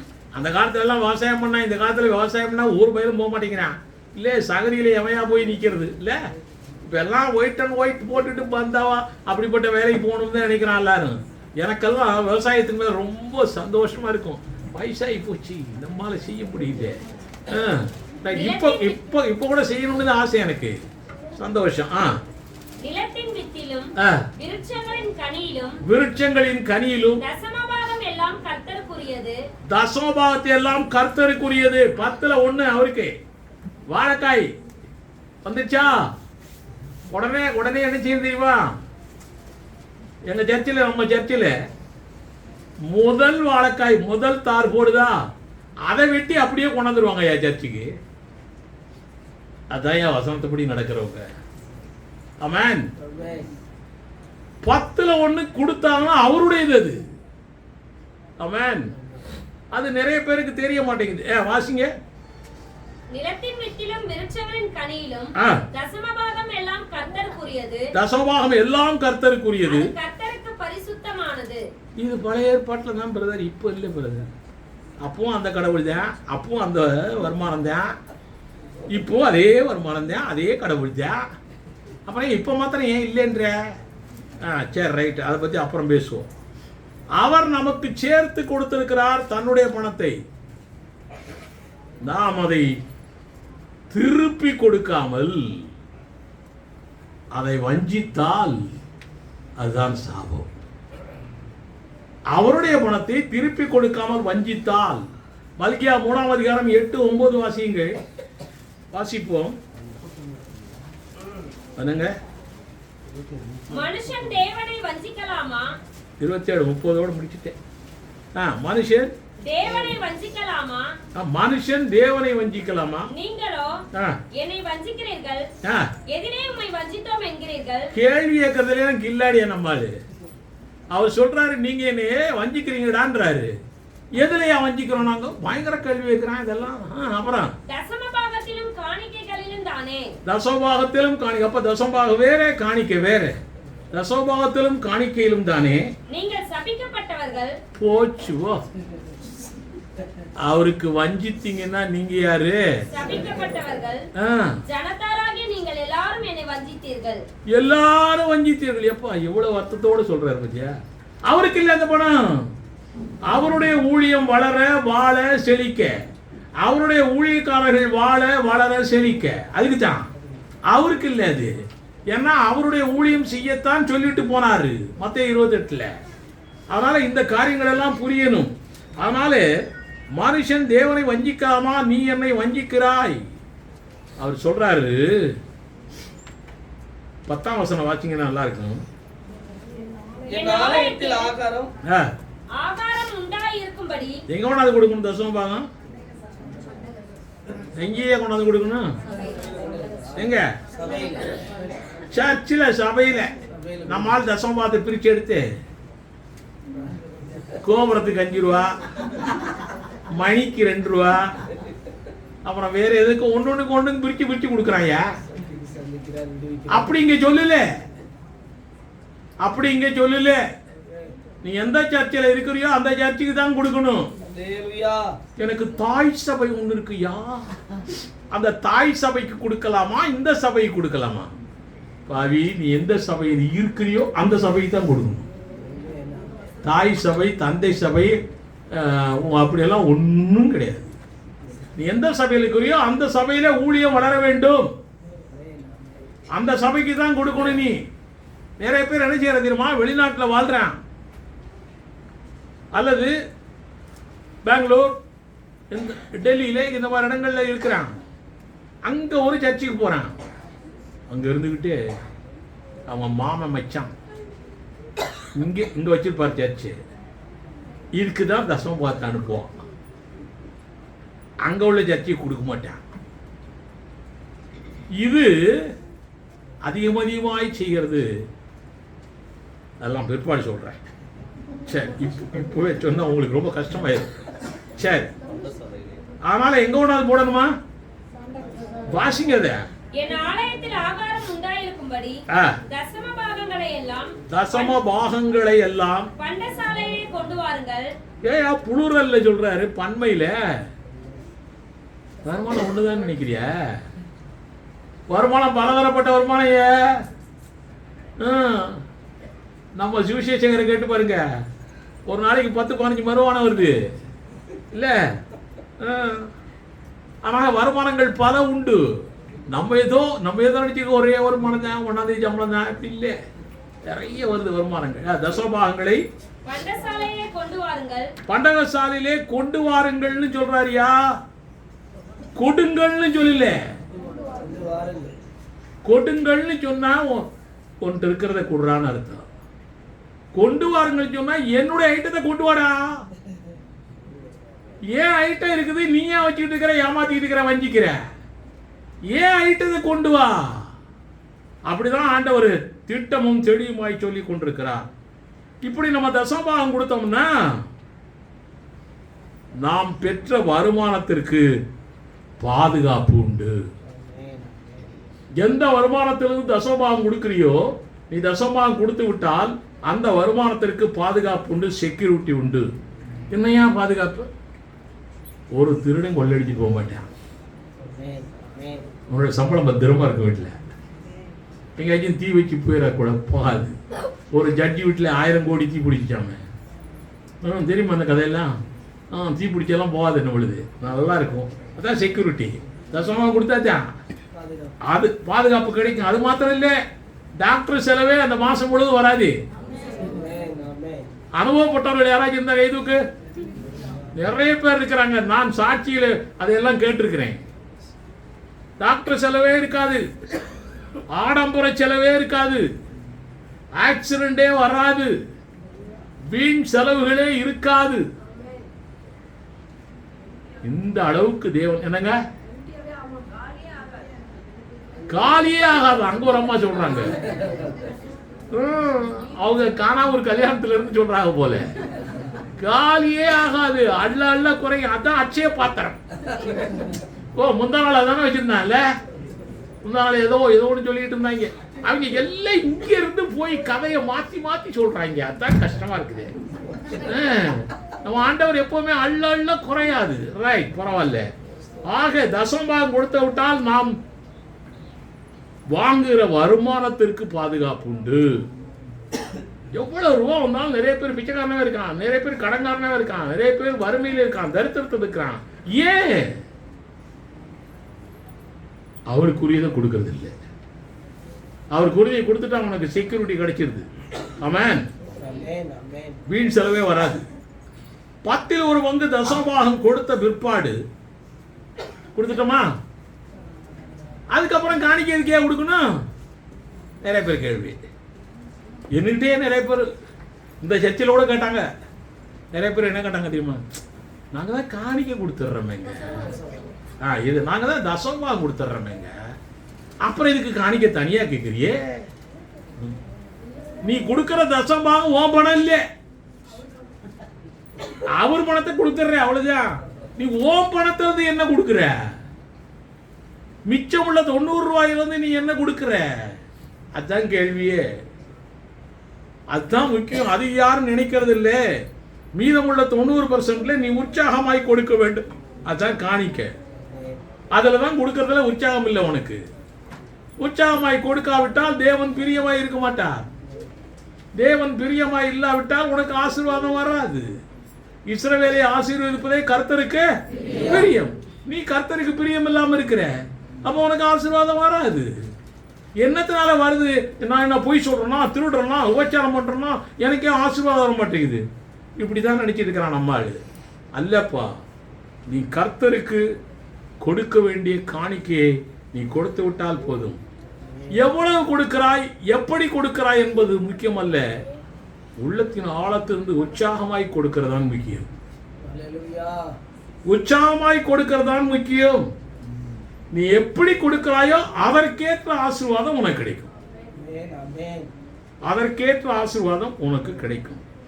இன்னைக்கு நம்ம தம்பி ஜான்சன் பரீட்சை எழுத போயிருக்காரு, எம்காம் எழுத போயிருக்காரு. அவர் சரியாவே படிக்கிறது இல்லை. அந்த பரீட்சைக்கு 2 நாள் 3 நாள் தான் படிப்பார் போல. அதனால ராத்திரியில் உட்காந்து கொஞ்சம் நேரம் படிச்சுட்டு இருந்து தூங்கிடுவார் போல. என்னையா நீ என்னையா இப்படி எல்லா பரீட்சையிலுமே பாஸ் ஆகிடுறியே, என்ன விசேஷம்? விட்டுக்கிட்டு அடிக்கிறியா? அன்னைக்கு டிராமாவில் சொன்னாங்களே, விட்டுக்கிட்டு அடிக்கிறியா அப்படி இப்படின்னு மாதிரி. இல்லை இல்லை, அவன் என்ன செய்கிறாரு தெரியுமா ஜான்சனு? கேட்டுங்க, தனியாக போய் பேப்பர் எடுப்பாரான், கலர் கலராக கோடு போடுவாரான். ஒரு பதில் எழுதுவார், அதில் கலர் கோடு ஒன்று போடுவார், மார்ஜின் போடுவார், எல்லாம் பண்ணி பார்க்கும்போதே திருத்துறவன் அழகாக இருக்கும். இந்த அழகாக இருக்கிறத பார்த்தோன்னே ஆட்டோமேட்டிக்காக மார்க் போட்டுருவான். டொக்கு டொக்கு டொக்கு டொக்குன்னு மார்க் வந்துடும். அதனால நீ காணிக்கை கொடுக்கறதுல எந்த உற்சாகத்தோடு, கட்டாயமாய் அல்ல, விசனமாய் அல்ல, எப்படி கொடுக்குறியோ அதை வச்சுதான் உனக்கு ஆசீர்வாதம். அதுதான் நீ வருங்காலத்திற்காக விதைக்கிறாய். தசமபாகம் என்பது பெற்ற பணத்திலிருந்து அவருடைய பணத்தை கொடுக்கிறது, அது செக்யூரிட்டி உனக்கு. காணிக்கை என்பது வரக்கூடிய பணத்திற்காய் விதை போடுகிறாய், அது வளர்ந்து உனக்கு கொடுக்கும். அதுதான் காணிக்கை. இப்படிப்பட்ட சூழ்நிலையில் தான் நம்முடைய செய்தி வருது. இனிமே தான் செய்தியே சொல்லுவியா ஐயா? பேசிக் தெரியாம செய்திக்கு வரக்கூடாது. இப்படிப்பட்ட காலத்தில் தான் என்ன வருது? காணிக்கையாகவும் தசமபாகமாகவும் கொள்ளையிட்ட பொருட்களை கொடுக்கலாமா? அதுதான் கேள்வி. இப்போ தசமபாகம் கொடுக்கணும், ரைட் தானா? காணிக்கை கொடுக்கணும், ரைட் தானா? ஒன்றும் பேச மாட்டேங்கிறீங்களே. ஆமா ஆமா ஆமா. இது என்னது, பெருமாள் மடை? அப்படி ஆடக்கூடாது. சரி, பரவாயில்ல, போட்டோம். இதுல கேள்வி என்னன்னா, கொள்ளையிட்டவைகளை தேவனுக்கு காணிக்காகவும் தசமபாகமும் கொடுக்கலாமா? இதுதான் இன்றைக்கு செய்தி. திருடுவதும் கொள்ளையிடுகிறதும் கிட்டத்தட்ட ஒன்று போல தான் தெரிகிறது. திருடுறது, கொள்ளையடிக்கிறது, ஆனா ரெண்டும் வேற வேற. திருடுறது வேற, கொள்ளையடிக்கிறது வேற. திருடுவது என்பது பிறனுடைய உடைமைகளை அவனுக்கு தெரியாமலே மறைமுகமாக எடுத்துக்கொள்வது. theft, ஸ்டீல், களவு, இதெல்லாம் திருடு. கொள்ளையிடுதல் என்றால் அர்த்தம் என்ன தெரியுமா? பிறனுடைய உடைமைகளை அவனுக்கு தெரிந்தே வெளிப்படையாகவே எடுத்துக் கொள்வது, பிடுங்கிக் கொள்வது. கொள்ளைக்காரன் வர்றான்டான்றாங்க. கொள்ளைக்காரன் வர்றது தெரியும், அவன் வந்து பிடுங்குறது தெரியும், நம்மகிட்ட இருந்து எடுத்துட்டு ஓடுறது தெரியும். அதுக்கு பேர் கொள்ளை. திருடன் வர்றான்னு சொன்னா தெரியாது. நம்ம வாட்டு பஸ்ஸில் போயிட்டு இருப்போம், பாக்கெட்டில் இருக்கக்கூடிய இதெல்லாம் தூக்கிட்டு போயிடுவாங்க. ஆனால் இங்கே யாரும் வைக்கிறது இல்லை இப்போ. அதனால் செல்லு கூட வைக்காதீங்க, தூக்கிட்டு போயிடுவாங்க. நிறைய பேர் இங்கே வைக்கிறான் செல்லு. இடது பக்கம் வைக்கக்கூடாது, இடது பக்கம் தான் ஹார்ட் இருக்குது. ஜாக்கிரதை, செல்லெல்லாம் இங்கே வைக்கவே கூடாது. நிறைய பேர் அது ஒரு பெருமையாக வச்சுட்டு இருக்கிறாங்க. ரைட். நிறைய பேர் தொடையில் வைக்கிறான். தொடையில் வச்சா ரொம்ப ப்ராப்ளம்ன்றான். இந்த இடத்துல வச்சா அப்புறம் இங்கே தான் வைக்கிறது யாரு? அவன் செல்லே வேண்டான்னு அர்த்தம். அவன் போயா காலத்தில் நாங்கள் எல்லாம் அனுபவிச்சிட்டோம், இப்போ போய் செல்லு வேண்டாங்கிறிய எப்படியா? செல்லு இருக்கிறதுனால தானே காஷ்மீரில் இருக்கக்கூடிய குண்டு வெடிப்பு உனக்கு தெரியுது. இல்லைன்னா உனக்கு எப்படி தெரியும்ல? செல்லு இல்லாமல் இருந்தால் அதை பற்றி கவலைப்படாமல் இருக்கலாமே. இப்போ செல்லு இருக்கிறதுனால ராத்திரில தூக்கம் வர மாட்டேங்குது. சீனாக்காரன் வந்துடுவானா, சிலோன் பக்கம் வந்துடுவானா, இங்கே வெடிச்சிருவானா இல்லையா? ரைட். இன்னைக்கு சாயங்காலம் அதனால தான் ஒரு பெரிய ஊர்வலம் நடக்க போகுது. நாங்களாம் ஆதரவாக இருக்கிறோம் காட்டுறதுக்காக. ரைட், நடக்கட்டும், ஏதோ காரியங்கள் நடக்கட்டும். ஆக திருடுறதும் கொள்ளையிடுறதும் வேற வேற. திருடுறது தெரியாமல் திருடிட்டு போகிறது, கொள்ளையிடுறது தெரிஞ்சே பிடுங்கிட்டு போகிறது அல்லது வாங்கிட்டு போகிறது, ஏதோ ஒன்று. அது ஆங்கிலத்தில் ஸ்பாயிலிங், உடைமைகள் முழுவதும் இல்லாமல் ஆக்குவது. அவன் இருக்கிறது பூரா பிடிங்கிட்டு போயிடுறது. ரெண்டுமே பேசிக்கலா பார்த்தா அடுத்தவனுடைய உடைமைகளை எடுப்பது தான் ரெண்டுமே பேசிக்கலா. ஆனால் அவனுடைய ஆக்டிவிட்டிஸ் டிஃபரெண்ட். நம்முடைய தேவன் எகிப்து தேசத்திலிருந்து அவர்களை எல்லாரும் அடிமைத்தனத்திலிருந்து விடுதலையாக்கி கொண்டு வர்றார். அவர்களுக்கு வாழ வழியை கொடுக்கிறார். எப்படியெல்லாம் வாழ வேண்டும் என்று சீனாய் மலையிலே அவர்களுக்கு ஒரு 10 கமாண்ட்மெண்ட் எழுதி கொடுக்கிறார். பாருங்க, இப்போ நம்மெல்லாம் என்ன சொல்றோம்? 2025 வருஷம்ன்றோம் நம்ம.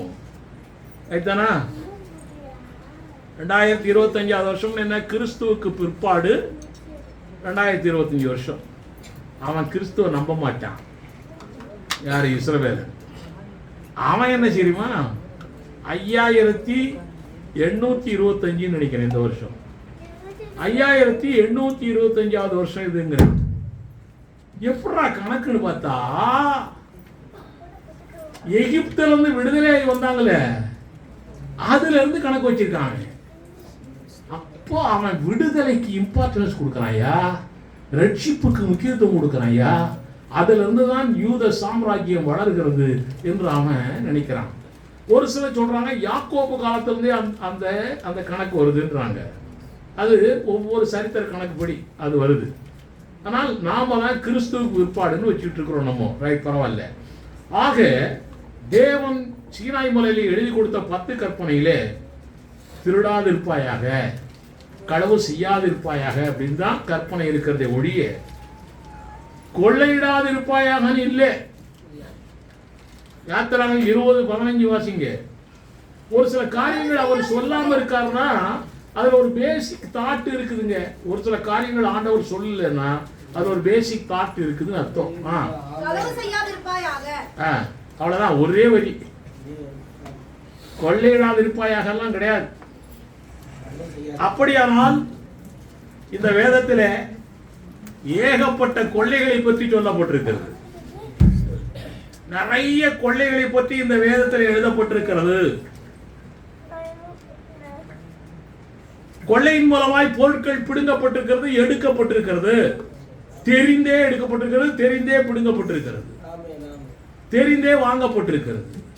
ஒரு ஆள் வரான்னு வச்சுங்க, ஓ கொடுத்துறியா, நம்மளே எடுத்து கொடுப்போம், வந்தாப்பா தம்பி போயிட்டா, என்ன ஒன்றும் செய்யாத, அது ஒரு கொள்ளை, திருடு கிடையாது அது. இப்படி எல்லாம் காரியங்கள் உண்டு. ரைட், பரவாயில்ல. அதனால தேவன் எழுதி கொடுத்ததிலே கொள்ளையிடாதேங்கிறது ஒன்றும் கிடையாது. அப்போ இந்த வேதத்தில் நிறைய பலதரப்பட்ட கொள்ளைகளை பற்றி சொல்லப்பட்டிருக்கிறதே.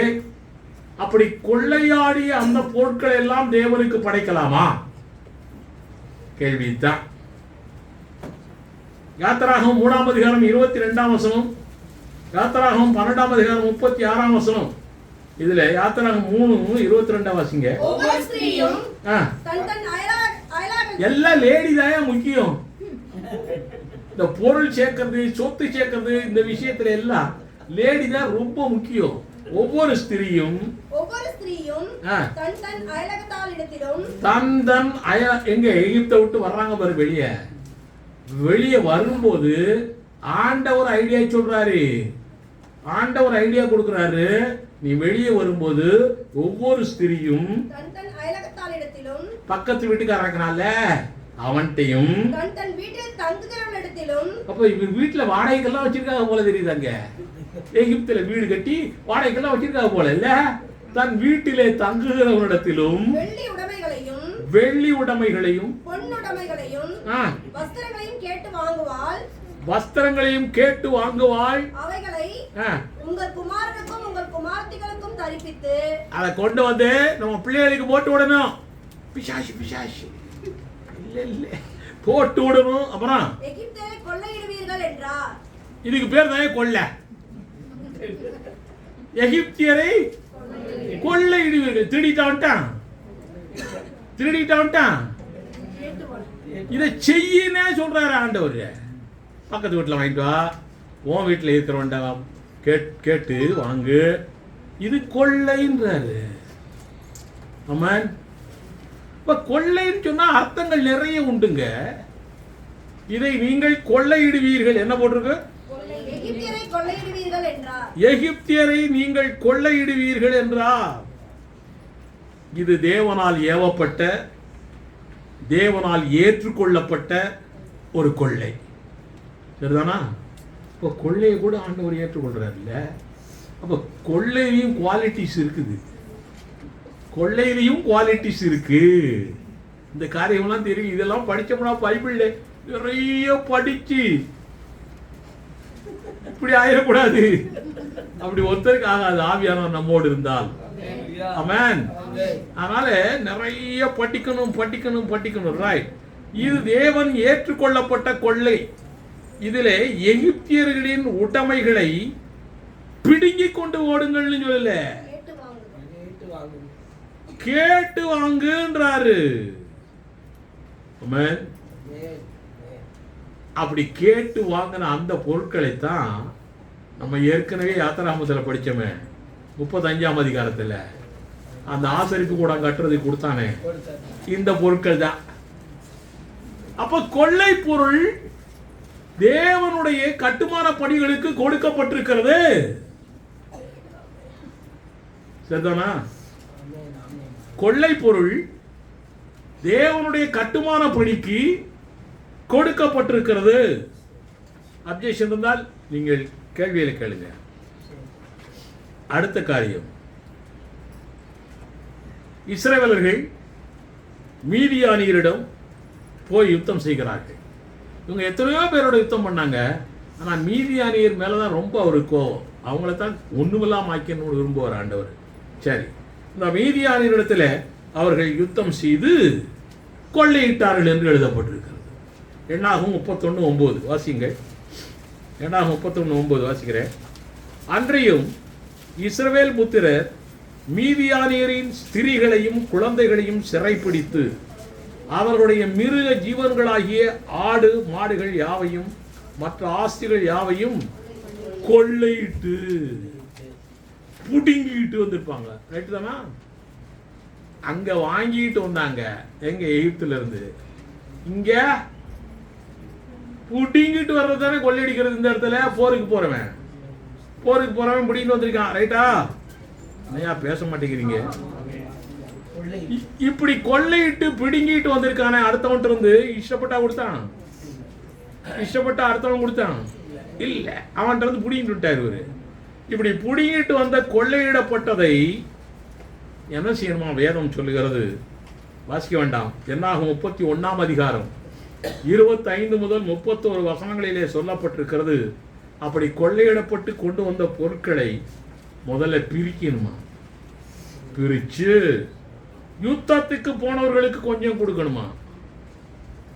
யுத்தத்துக்கு போகாம சபையிலே இருக்கனால அந்த மாதிரி ஆட்களுக்கும் கொடுக்கணுமா, கொஞ்சம் லேவியருக்கும் கொடுக்கணுமா, ஆசாரியர்களுக்கும் கொடுக்கணுமா, படைக்கிறதுக்கும் கொடுக்கணுமா. இங்க கூட அது படைக்கணும், அதுக்கும் கொடுக்கணுமா எழுதியிருக்கு. கொள்ளையிடப்பட்ட பொன் கர்த்தருடைய சந்நிதியில் வைக்கப்பட வேண்டும். கொள்ளையிட புடிக்கிட்டு வந்ததுயா அடுத்தவன் இருந்து, அது கர்த்தருடைய சந்நிதியில் வைக்கப்பட வேண்டும். வாசிங்க 2:31-54. அந்த பொன்னை மோசேயும் ஆசாரனாகிய எலெயாசாரும் 1000 பேருக்கு தலைவனானவரிடத்தில் கையிலும் 100 பேருக்கு தலைவனானவர் கையிலும் வாங்கி இஸ்ரவேல் புத்திரருக்கு ஞாபகக்குறியாக ஆசரிப்பு கூடாரத்திலே கர்த்தருடைய சந்நிதியில் கொண்டு வந்து வைத்தார்கள். கர்த்தருடைய சந்நிதியில் வைக்கக்கூடிய அளவுக்கு கொள்ளை பொருளுக்கு மரியாதை கிடைத்திருக்கிறது. நம்ம என்னமோ நினைக்கிறோம் கொள்ளை பொருள்லாம் சாதாரணம் சொல்லி. இது பிடிங்கிட்டு வந்த கொள்ளை பொருள். இது அப்ரூவ்டு பை காட். தேவனுடைய சன்னிதானத்தில் வைக்க வேண்டும் என்று சொல்லப்பட்டிருக்கிறது வேதத்திலேயே. அதனால இப்படிப்பட்ட கொள்ளை பொருள் அப்ரூவ்டு பை காட். இது தேவனால் ஏற்றுக்கொண்ட போர்க்கள கொள்ளை. என்ன கொள்ளை? போர்க்கள கொள்ளை. இந்த லாவெல்லாம் சரியா வரமாட்டேங்குது. மெட்ராஸில் இருக்கிறோம்ல, அதனால் தஞ்சாவூர்ல இருந்தால் கவலை இல்லை. சரி, இதுக்கு நிறைய வசனங்கள் உண்டு. போர்க்கள கொள்ளை எல்லாம் தேவனால் அப்ரூவ்டு.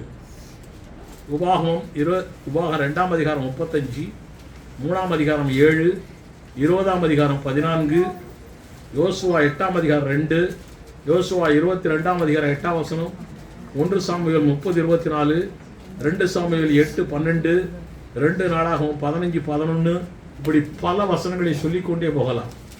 2 சாமுவேல் 8ஆம் அதிகாரம் 12ஆம் வசனத்தை மாத்திரம் உங்களுக்கு நான் வாசிக்கிறேன். ரேகோபின் குமாரனாகிய ஆதாதேசர் என்னும் சோபாவின் ராஜாவினிடத்திலும் கொள்ளையிட்டதிலும் எடுத்து கர்த்தருக்கு நியமித்த வெள்ளியோடும் பொன்னோடும் கூட கர்த்தருக்கு பிரதிஷ்டை பண்ணினார்கள். ஆக போர்க்களத்தில் இருக்கக்கூடிய கொள்ளையை தேவனுக்கு கொடுக்கலாம். தேவன் ஏற்றுக்கொள்கிறார். தேவனுக்கு பிரதிஷ்டை பண்ணுகிறார்கள். அங்க எகிப்திலே கேட்டு வாங்கினதையும் கர்த்தருக்கு கொடுக்கலாம். கொடுக்கலாமா? 2 காரியம் சொன்னேன். இன்னும் நான் சொல்றேன். இந்த கொள்ளைன்னு வர்றதுனால சிலுவை மரணத்திலே நம்ம ஆண்டவராய் இயேசு கிறிஸ்து கொள்ளை அடிச்சிருக்காரு. அவரே ஒரு கொள்ளைக்காரர் போல. சிலுவை மரணத்திலே கொள்ளை அடிச்சிட்டாரு அவரு. என்ன கொள்ளை? ஏசாயா 53:12. ஏசாயா 53:12 வாசிங்க. அவர் தம்முடைய ஆத்துமாவை மரணத்தில் ஊற்றி அக்கிரமக்காரரில் ஒருவராக எண்ணப்பட்டு அநேகருடைய பாவத்தை தாமே சுமந்து அக்கிரமக்காரருக்காக வேண்டிக் கொண்டது நிமித்தம் அநேகரை அவருக்கு பங்காக கொடுப்பேன். பலவான்களை அவர் தமக்கு கொள்ளையாக பங்கிட்டுக் கொள்வார். சிலுவை மரத்திலே கொள்ளையடிச்சிட்டார். சிலுவை மரத்திலே ரத்தம் சிந்திதான் உன்னையும் என்னையும் கொள்ளையடித்திருக்கிறார். அப்ப அந்த கொள்ளையை பிதாவாகிய தேவன் ஏற்றுக்கொள்றாரா இல்லையா? ஆமென். அப்ப இந்த கொள்ளையும் ஏற்றுக்கொள்ளப்படுகிறது. கொள்ளைன்னு சொன்னாவே நிறைய பேர் தப்புன்னு நினைச்சிட்டு இருக்கிறான். இப்போ நம்ம 2-3 ரைட் கொள்ளையெல்லாம் வந்துகிட்டு இருக்குது இல்ல? சரி, இன்னொரு காரியம் கூட உங்களுக்கு சொல்றேன். இந்த பவுலப்போஸ்தலன் இருக்காரே, அவர் சொல்றாரு, நான் விசுவாசிகளிடத்திலே கொள்ளையடித்தேன்றாரியா. இப்போ ஊழியக்காரன் கூட கொள்ளையடிக்கிறான் போலையா? என்னையா பயங்கரமா இருக்குது. நான் விசுவாசிகளிடத்திலே கொள்ளையடித்தேன். வாசிங்க 2 கொரிந்தியர் 11ஆம் அதிகாரம் 8ஆம் வசனம். 2 கொரிந்தியர் 11:8. உங்களுக்கு ஊழியம் செய்யும்படிக்கு கொரிந்தியருக்கு எழுதுறார். உங்களுக்கு ஊழியம் செய்யும்படிக்கு மற்ற சபைகளிடத்தில் சம்பளத்தை பெற்று. மற்ற சபையார் கொடுக்கறதெல்லாம் எனக்கு சம்பளம். மற்ற சபையார் கொடுக்கறதெல்லாம் எனக்கு சம்பளம். மற்ற சபையாரிடத்தில் சம்பளத்தை பெற்று அவர்களை கொள்ளையிட்டேன். கொள்ளையிட்ட பணத்தை நான் சாப்பிடல, உனக்கு ஊழியம் செய்யறதுக்காக உபயோகிக்கிறேன். ஆக மற்ற சபை விசுவாசிகளிடம் ஊழியக்காரன் கொள்ளையிட்டு இருக்கிறான். இது ஒரு விதமான கொள்ளை. இந்த காரியமெல்லாம் தெரியணும். இன்னொரு காரியம் தெரியுமா? நம்முடைய ஆண்டவராகிய இயேசு கிறிஸ்து பரலோகத்திலேயே கொள்ளையடிச்சிட்டாரு. என்னடா அது? சிலுவையில கொள்ளையடிக்கிறாங்க, பரலோகத்துல கொள்ளையடிக்கிறாங்க, சபையில கொள்ளையடிக்கிறாங்க, போர்க்களத்துல கொள்ளையடிக்கிறாங்க. எகிப்துல கொள்ளையடிக்கிறாங்க. இன்னையா பயங்கர கொள்ளையா இருக்குதே. பாரு, வாசி பிலிப்பியர் 2ஆம் அதிகாரம் 6ஆம் வசனம். அவர் தேவனுடைய ரூபமாய் இருந்தும் தேவனுக்கு சமமாய் இருப்பதை கொள்ளையாடின பொருளாக எண்ணாமல். தேவனுக்கு சமமாய் இருக்கிறதே கொள்ளையாடின பொருளாம். அப்ப அவர் தேவனுக்கு ஈக்குவலா இருக்கிறதே கொள்ளையடிச்ச பொருள். அல்லேலூயா. பரலோகத்துல அப்போ பரலோகத்திலே அங்க ஒரு கொள்ளை நடந்திருக்கு. தாவீது ஒரு கொள்ளை அடிச்சிருக்கான். பெரிய ஆளு தாவீது, எல்லாம் பெரிய ஆளு. அமலேக்கியரோட சண்டைக்கு போறான். 1 சாமுவேல் 30ஆம் அதிகாரம் 20ஆம் வசனம் வாசிங்கள். 1 சாமுவேல் 30:20 வாசிக்கிறேன். எல்லா ஆடுகளையும் எல்லா ஆடு மாடுகளையும் தாவீது பிடிச்சுக்கிட்டான். அவைகளை தங்கள் மிருக ஜீவன்களுக்கு முன்னாலே ஓட்டி இது தாவீதின் கொள்ளை என்றார்கள். இவனும் மிருக ஜீவன் வச்சிருக்கான் நிறையா. புடிச்சிட்டு வந்ததே இவனுடைய மிருக ஜீவனுக்கு முன்னால வச்சு ஓட்டிட்டு போறான். அதுக்கு என்ன பேரா? தாவீதின் கொள்ளை. இந்த கொள்ளையும் அப்ரூவ்டு தானே. எத்தனை கொள்ளையா அப்ரூவ்டு கொள்ளையா வந்துகிட்டு கிடக்குது. சரி, அடுத்தது ஆபிரகாமின் கொள்ளை. இது பெரிய கொள்ளை. இது ஆபிரகாமின் கொள்ளை. நம்முடைய விசுவாச தகப்பன் அவரு கொள்ளையடிச்சிருக்காரு. வாசிங்க எபிரேயர் 7ஆம் அதிகாரம் 4ஆம் வசனம். நிறைய வசனங்கள் இருக்கு, ஒண்ணு தான் சொல்றேன். எவ்வளவு பெரியவனாய் இருக்கிறான் பாருங்கள். யாரு? ஆபிரகாம். ஆபிரகாம் பெரியாரு. சரி வாசிங்க. அது இல்ல. கோத்திர தலைவனாகிய ஆபிரகாம் முதலாய் கொள்ளையிடப்பட்ட பொருட்களில் இவனுக்கு தசமபாகம் கொடுத்தான். மெல்கிசேதேக்கு தான் பெரிய ஆளு. அந்த பெரிய ஆளுக்கு ஆபிரகாம் என்ன செஞ்சாராம்? எதுல இருந்து கொடுத்தான்? கொள்ளையிலிருந்து. அப்ப இந்த கொள்ளை என்னது? சண்டைக்கு போய் தானே எடுத்துட்டு வந்தாரு இவரு. போர்க்கள கொள்ளை. அப்ப இந்த கொள்ளை அப்ரூவ்டு பை காட். ஆமென். அப்ப இந்த கொள்ளை தேவனால் அப்ரூவ் பண்ணப்பட்ட கொள்ளையா இருக்கிறது. அதுல தசமபாகம் அவன் கொடுக்கிறான். கொடுத்தானா? இது ஆபிரகாம் கால கொள்ளை. எலிசா கால கொள்ளை. இது என்னையா சொல்லிட்டே போக போலையா. எலிசா காலத்துல ஒரு கொள்ளை. 2 ராஜாக்கள் 7ஆம் அதிகாரம் 16ஆம் வசனம். அப்பொழுது ஜனங்கள் புறப்பட்டு சீரியரின் பாளையத்தை கொள்ளையிட்டார்கள். சீரியரின் பாளையத்தை கொள்ளையிட்டார்கள். எல்லாம் அப்ரூவ்டு பை காட் தான். தேவன் ஒத்துக்கிறார். இன்னும் ஏராள கொள்ளைகளை இந்த வேதத்திலிருந்து சொல்லிட்டே போலாம். டைம் இல்லை, சாப்பிடணும்ல நம்ம. இன்னும் ஏராளமான கொள்ளைகளை சொல்லிக்கொண்டே போகலாம். இப்படி நான் சொன்ன இந்த எல்லா கொள்ளைகளுமே தேவனால் அங்கீகரிக்கப்பட்டவை. இதுவரைக்கும் நான் சொன்னது அத்தனை. அவைகளை தேவனுக்கு படைக்கலாம். அப்போ தேவனால் அங்கீகரிக்கப்பட்ட கொள்ளைகளை தேவனுக்கு படைக்கலாம். நம்ம செய்தி தலைப்புக்கு ஒரு 70% பதில் கிடைச்சிச்சு. ஏனென்றால் இந்த கொள்ளைகள் எல்லாம் தேவனால் அப்ரூவ் பண்ணப்பட்ட கொள்ளையா இருக்கின்றன. ஒரு காரியத்தை உங்களுக்கு சொல்லுகிறேன், கேளுங்கள். கொலை செய்கிறது பாவம் தான். கொலை செய்கிறது பாவம் தானே. கொலை செய்வது பாவமாய் இருந்தாலும் போர்க்களத்திலே கொலை செய்வது பாவம் அல்ல. சரின்னு சொல்றவங்க. இது கொலை செய்யறது பாவம் தான், ஆனா போர்க்களத்தில் கொலை செய்யறது பாவம் இல்லை. இது புரியுறது இல்ல. போர்க்களத்தில் கொலை செய்யறதுக்கு தானே போறான். அங்க ரட்சிக்கப்பட்ட சோல்ஜர்ஸ் எல்லாம் இருக்கான்ல, அவன்லாம் எத்தனை பேரை கொல்றான். அவன்லாம் பரலோகத்துக்கு வர மாட்டானே. போர்க்கள கொலையும் இந்த கொலையும் டிஃபரெண்ட். அதனால கொலை செய்வது பாவம் தான், ஆனால் போர்க்களத்தில் கொலை செய்வது பாவம் இல்லை. அதுபோல அது ஏன்னா அது போர்க்கள தர்மம், கொலை செய்யணும், ரைட். அதுபோல அநியாயமாய் கொள்ளையடிப்பது பாவம்.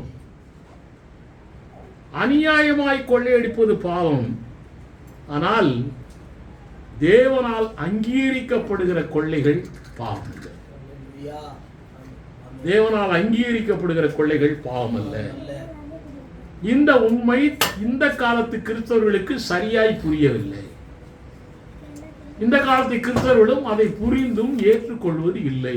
என்னையா வெடி சத்தம் கேட்குது, வந்துட்டாங்களா? சரி, இது இல்லாம கொள்ளைன்னு சொன்ன வந்துட்டாங்க போல. இது எல்லாமே இதெல்லாம் தேவன் ஏற்றுக்கொள்கிற கொள்ளை. தேவன் ஏற்றுக்கொள்ளாத கொள்ளைகளும் உண்டு. அது நமக்கு தெரியணும். ஒன்ன மாத்திரம் பிளஸ் மாத்திரம் சொல்லிட்டு போனா மைனஸும் ஒண்ணும் இல்லை, தெரியணும்ல. தேவன் ஏற்றுக்கொள்ளாத கொள்கை, தேவன் வெறுக்கிற கொள்ளைகளும் உள்ளன. அவையாவன: ஒண்ணு, அந்நிய தெய்வத்திற்கு அழைப்பவர்களிடமிருந்து கொள்ளையிடப்பட்டதை பெற்றுக்கொண்டதை தீக்கிரையாக்க வேண்டும். அந்நியரிடத்திற்கு, அந்நிய தெய்வத்திடத்துக்கு போற, அங்கே கொள்ளையிடப்பட்டதை அப்படின்னா அவங்க கொடுக்கறத வாங்கிக்கிற, வாங்கி கொண்டாந்துடாத, எடுத்துட்டு வராத, அதை தீக்கிரையாக்கிது. உபாகமம் 13ஆம் அதிகாரம் 16ஆம் வசனம் சொல்லுகிறது, அதில் கொள்ளையிட்டதை எல்லாம் அதில் நடு வீதியிலே கூட்டி உன் தேவனாகிய வாசிங்க கர்த்தருக்கு என்று அந்த பட்டணத்தையும் அதில் கொள்ளையிடப்பட்ட யாவற்றையும் முழுவதும் அக்கினியில் சுட்டரிக்க கடவாய். அது இனி கட்டப்படாமல் நித்திய மண்மேடாய் இருக்க கடவது. ஆக அந்நிய தெய்வத்திற்கு அழைப்பவர்களிடமிருந்து கொள்ளையடித்தாலோ அவர்கள் கொடுத்தாலோ அதை நீ தீயிட்டு கொடுத்த வேண்டும். அந்நிய தெய்வ விஷயத்துல ரொம்ப ஸ்ட்ராங்கா இருக்காங்க. இது நிறைய பேருக்கு தெரிய அந்நிய தெய்வ விஷயத்துல ரொம்ப ஸ்ட்ராங்கா நம்முடைய ஆண்டவர் இருக்கிறார். அடுத்து இன்னொரு காரியம் சொல்றேன். அந்நியர்களிடையே இருக்கக்கூடிய தேவன், அது தேவனால், நம் தேவனால் வெறுக்கப்படுகிற தேவன். அந்நியர்களுடைய தேவன் இருக்காருல்ல, இருக்காங்களா இல்லையா? அது நம் தேவனால் வெறுக்கப்படுகிற தேவர்கள். அந்த அந்நிய ஆட்கள்கிட்ட இருக்கக்கூடிய சாபத்தீடான கொள்ளை பொருட்களை எவன் கொண்டு வருகிறானோ அவனை கொல்ல வேண்டும். கொள்ளையடிச்சுதான் கொண்டு வர்றான் அவனு. ஆனா அது சாபத்தீடு, அதை கொண்டு வரக்கூடாது, அதை கொல்ல வேண்டும். அந்த கொள்ளை பொருளை சுட்டரிக்க வேண்டும். இது நம்ம யோசுவா காலத்தில் நாம் அறிந்திருக்கிறோம். எரிகோ கோட்டையிலிருந்து ஆகான் என்பவன் பண்ண அட்டகாசம் அது. யோசுவா 7ஆம் அதிகாரத்தில் 20 முதல் 26 வசனங்கள் வீட்டில் போய் படிச்சீங்க. அந்த ஆகான் பண்ண வேலை இது. அவன் கொண்டு வந்து ஒழிச்சு வச்சுட்டான் பத்திரமா. கொள்ளை பொருளை ஒழித்து வைத்து விட்டான். அது எப்படி தெரிஞ்சுன்னா, எரிகோ கோட்டை அவ்வளோ பெரிய கோட்டை. அது அந்த கோட்டையை ஜெயிச்சிட்டாங்க, பிடிச்சிட்டாங்க. அதுக்கப்புறம் பக்கத்துல ஒரு சின்ன பட்டணம், ஆயிஷா பட்டணம். அந்த பட்டணத்துக்கு போறேன், ஜெயிக்க முடியல. இது முழுக்கூண்டு பட்டணத்தை ஜெயிக்க முடியல, பெரிய பட்டணத்தை ஜெயிச்சிட்டான். கடைசியில் என்னடான்னு பார்த்தா, இந்த கொள்ளையிட்ட பொருளை, சாபத்தீடான பொருளை இவன் வச்சிருக்கிறான் ஒருத்தன். அதனால உங்க எல்லாருக்குமே சாபம் வந்துருச்சு, அதனாலதான் தோத்து போறீங்க. யோசுவா கண்டுபிடிச்சான், அவனையும் கொன்னான், அந்த சாபத்தீடான பொருளையும் ஒண்ணுமெல்லாம் ஆக்கிட்டாங்க. இன்னும் அடுத்த காரியம் சொல்றேன். விக்கிரக ஆராதனை ஆகிய கோவில் கொள்ளை என்னன்னா, ரோமர் 2ஆம் அதிகாரம் 22ஆம் வசனம், ரோமர் 2:22, இது எல்லாரும் தெரிஞ்ச வசனம். விபச்சாரம் செய்யக்கூடாது என்று சொல்லுகிற நீ செய்யலாமா? கோயிலை கொள்ளையிடுறான் ஐயா. இந்த சபையும் கோயில் தான். சபை ஆலயம் தானே, பில்டிங்கை சொல்ல நீங்கள் எல்லாரும் ஆலயங்கள். இந்த ஆலயத்தை கொள்ளையிடக்கூடாது, சபையை கொள்ளையிடக்கூடாது. சபை மனத்தையும் எடுத்து போல தெரியாம கொள்ளாம நம்ம இஷ்டப்படி ஜாலியை கொண்டு போய் செலவழிக்கலாம்ல. இந்த கொள்ளைகளை ஆண்டவருக்கு பிடிக்காது. ஆமென். இப்படி தேவன் அங்கீகரிக்கும் கொள்ளை பொருட்கள் உண்டு, தேவன் அங்கீகரிக்காத கொள்ளை பொருட்களும் உண்டு. தேவன் அங்கீகரிக்கக்கூடிய கொள்ளை பொருளை கர்த்தருக்கு நாம் செலுத்தலாம். அப்படி கர்த்தருக்கு நாம் செலுத்தலாம் என்று சொல்லுகிறதை இந்த காலத்து நிறைய ஊழியக்காரர்கள் ஏற்றுக்கொள்வதில்லை. கொள்ளையிட்ட பொருட்களை, தேவனால் அங்கீகரிக்கப்பட்ட பொருட்களை, தேவன் அப்ரூவ் பண்ண கொள்ளையிட்ட பொருட்களை கர்த்தருக்கு படைக்கலாம் என்று நாம் சொன்னால் இந்த காலகட்டத்தில் கூடிய ஊழியக்காரர்கள் நிறைய பேர் அதை ஏற்றுக்கொள்வதில்லை. காரணம் என்ன தெரியுமா? அதுக்கு ஒரு பேசிக் காரணம் இருக்குது. ஏன் ஏற்றுக்கொள்ள மாட்டேங்கிறாங்க? ஆபிரகாமுடைய ஆசீர்வாதம் நமக்கு உண்டா இல்லையா? கலாத்தியர் 3ஆம் அதிகாரம் 7, 9, 14 இப்படி பலதரப்பட்ட வசனங்களில் எழுதப்பட்டிருக்கிறது. விசுவாச மார்க்கத்தார் எவர்களோ அவர்கள் ஆபிரகாமின் பிள்ளைகள் என்று அறிவீர்களாக. ஆபிரகாமுக்கு உண்டான அத்தனை ஆசீர்வாதமும் விசுவாச மார்க்கத்தாருக்கு உண்டு. சரி, எழுதப்பட்டிருக்கிறது. இந்த ஆபிரகாம் போர்க்கள கொள்ளை பொருளை தசமபாகமாக கொடுத்தானா? கொடுத்து என்ன பெற்றுக்கொண்டான்? ஆசீர்வாதம் பெற்றுக்கொண்டான். மெல்கிசேதேக் ஆசீர்வதித்தான். அப்போ இந்த கொள்ளை பொருளை தசமபாகமாய் கொடுத்ததுனாலே ஆசீர்வாதம் கிடைத்திருக்கிறது. இந்த பொருட்கள் எல்லாமே தேவனுக்கு அருவருப்பானது என்ற தவறான எண்ணத்திலே நிறைய பேர் இருக்கிறார்கள். தவறான காரியத்தில் இருக்கிறார்கள். ஒன்று. இரண்டாவது, தசமபாகம் கொடுத்தால் ஆசீர்வாதம், கொடுக்காவிட்டால் சாபம். வேதம் சொல்லுதா? கொடுத்தால் ஆசீர்வாதம். மல்கியா 3ஆம் அதிகாரம் 10 முதல் 12 வசனங்கள் வீட்டில் போய் படிங்க. கொடுக்காவிட்டால் சாபம். ஆகாய் 4ஆம் அதிகாரம் 4 முதல் 11 வசனங்கள் வீட்டில் போய் படிங்க. பாவம் உண்டு, சாபம் உண்டு, ஆசீர்வாதங்களும் உண்டு. இந்த வேத சத்தியத்தை எதிர்த்து நிற்கிற பிசாசின் ஆவியுடைய தற்கால ஊழியக்காரர்கள் பலர்தான் தேவனால் அப்ரூவ் பண்ணப்பட்ட கொள்ளை பொருளை தேவனுக்கு படைக்க கூடாது, தசமபாகமாய் கொடுக்க கூடாது என்று அவர்கள் சொல்லுகிறார்கள்.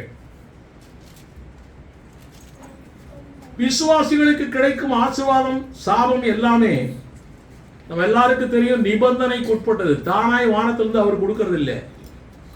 நிறைய பேர் அப்படிதான், ஆண்டவரே ஆசீர்வதியும் சொல்லிட்டு பார்த்துருக்கான். இன்னமும் அல்ல, தானா அவர் அங்கிருந்து கொடுக்கறது இல்லை. ஆசீர்வதியும் சொல்ற, ஏன் அவனுக்கு கிடைக்க மாட்டேங்குது? ஆசீர்வாதத்தை பெற்றுக்கொள்வதற்கு கண்டிஷன் உண்டு. நீ அவருடைய வார்த்தைப்படியே நடந்து கொண்டு போனால், அந்த நேரத்தில் நீ கேட்டால் வானத்திலிருந்து அந்த ஆசீர்வாதம் இறங்கும். வசனம் வருது, அதை விசுவாசிக்கிறாய், விசுவாசித்து கேட்கிறாய், திரும்ப போகுது உன்னுடைய பிரேயர். அப்புறம் தான் அங்கிருந்து ஆசீர்வாதம் வருது. உன் கையில் தான் இருக்குது. ஆசீர்வாதத்தை பெற்றுக் கொள்கிறதற்கு கண்டிஷன் நம்மிடத்தில் தான் இருக்கிறது. இதனால நிறைய பேர் என்ன நினைக்கிறாங்க, அவரே ஆசீர்வாதத்தை கொடுத்துறாருன்னு சொல்லி அவருடைய மனக்கண்கள் இன்னும் குருடாகவே இருந்து கொண்டிருக்கின்றன. 3 ஆண்டுகளாய் நம்முடைய ஆண்டவராய் இயேசு கிறிஸ்து சொல்லி இருக்கிறார். அவர் சொன்ன அத்தனை வசனங்களும் நியாயப்பிரமாணத்துக்கு எதிரானதா, நியாயப்பிரமாணத்துக்கு ஆதரவானதா?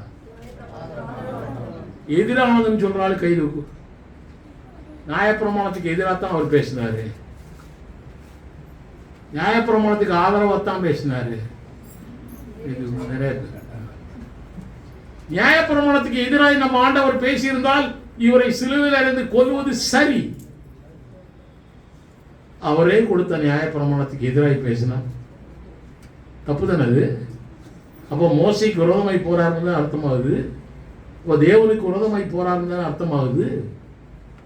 அவர் 3 ஆண்டுகளாய் நியாயப்பிரமாணத்தை அடிப்படையாக வைத்துதான் அவர் போதித்திருக்கிறார். எல்லாருக்குமே அவர் போதித்ததிலே ஒன்று, மத்தேயு 23ஆம் அதிகாரம் 23ஆம் வசனம்.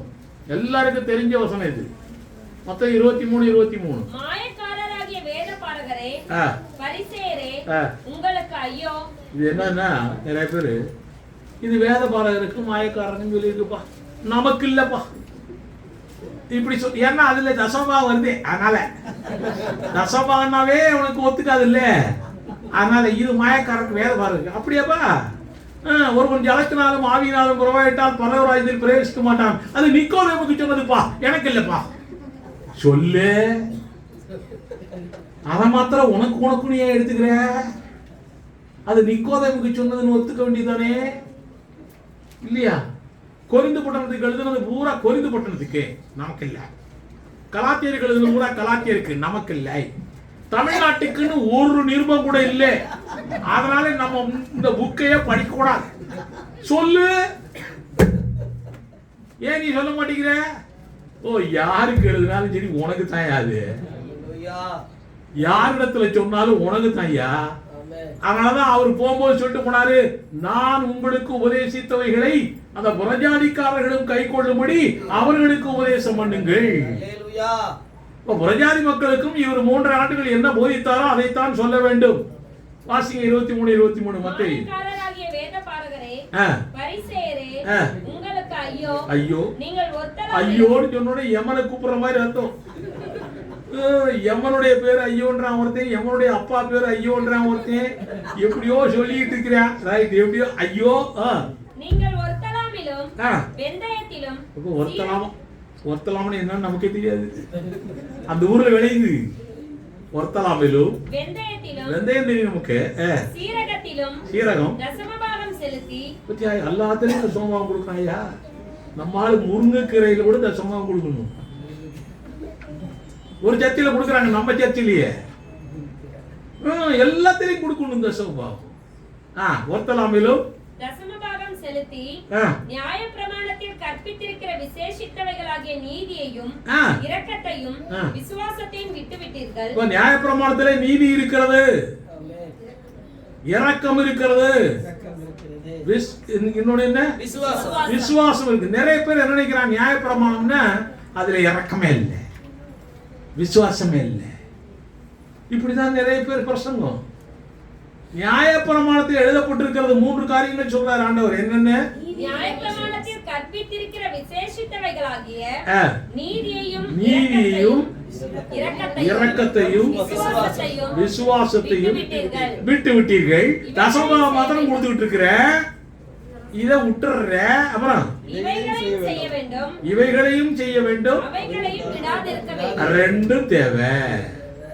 ஆண்டவர் சொல்றாரு. ஏதோ இன்னைக்கு செமினாருக்கு வரலன்னா பாஸ்டர் திட்டுவாருன்னு வந்துட்டேன், இங்க வந்து தூங்கிட்டு இருக்கிற. செமினாருக்கும் வர வேண்டும், தூங்காமலும் இருக்க வேண்டும். அப்படிதான் நம்ம ஆண்டவர் சொல்றாரு. அதனால வரக்கூடாதுன்னு சொல்லு, தூங்கக்கூடாதுன்னு சொல்லு. எப்ப தூங்கணுமோ அப்ப தூங்கு, எப்போ வரணுமோ அப்போ வா. ரைட், பரவாயில்ல. ஆக இந்த வசனம் எல்லாம் நமக்கு இயேசு கிறிஸ்து சொல்லிவிட்டு போன வசனங்கள். நீதி, இரக்கம், விசுவாசம் தேவை, அதே போல தசமபாகமும் தேவை. ரைட். இயேசு கிறிஸ்து சொன்னாரு, இவர்கள் இந்த கொள்ளை பொருளை எல்லாம் கொடுக்க கூடாதுன்னு சொல்லிட்டு இருக்கிறாங்களே, 3 ஆண்டுகள் இயேசு போதித்த காரியங்கள் எல்லாம் அவர்களுக்கு தான், நமக்கு இல்லை என்று சொல்லுகிறார்களே. இப்படிப்பட்ட ஊழியக்காரர்கள், பெரிய பெரிய ஊழியக்காரர் சொல்லிட்டு இதெல்லாம் என்னோடு எத்தனையோ பேர் பேசி இருக்கிறார்கள். இப்படிப்பட்ட ஊழியக்காரர்கள் சொல்லுகிறது உண்மையானால்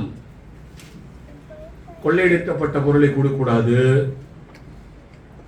இயேசு கிறிஸ்து 3 ஆண்டு பிரசங்கம் பண்ணது மாயக்காரரே, வேதபாரகரே அப்படின்னா அவங்களுக்கு தான், நமக்கு இல்லை. அது இப்படியெல்லாம் அவர்கள் சொல்லுகிறது. கொடுத்தால் ஆசீர்வாதம், கொடுக்காவிட்டால் சாபம் என்று மல்கியாவிலே போட்டிருக்கிறதே, இதெல்லாம் நமக்கும் இல்லை.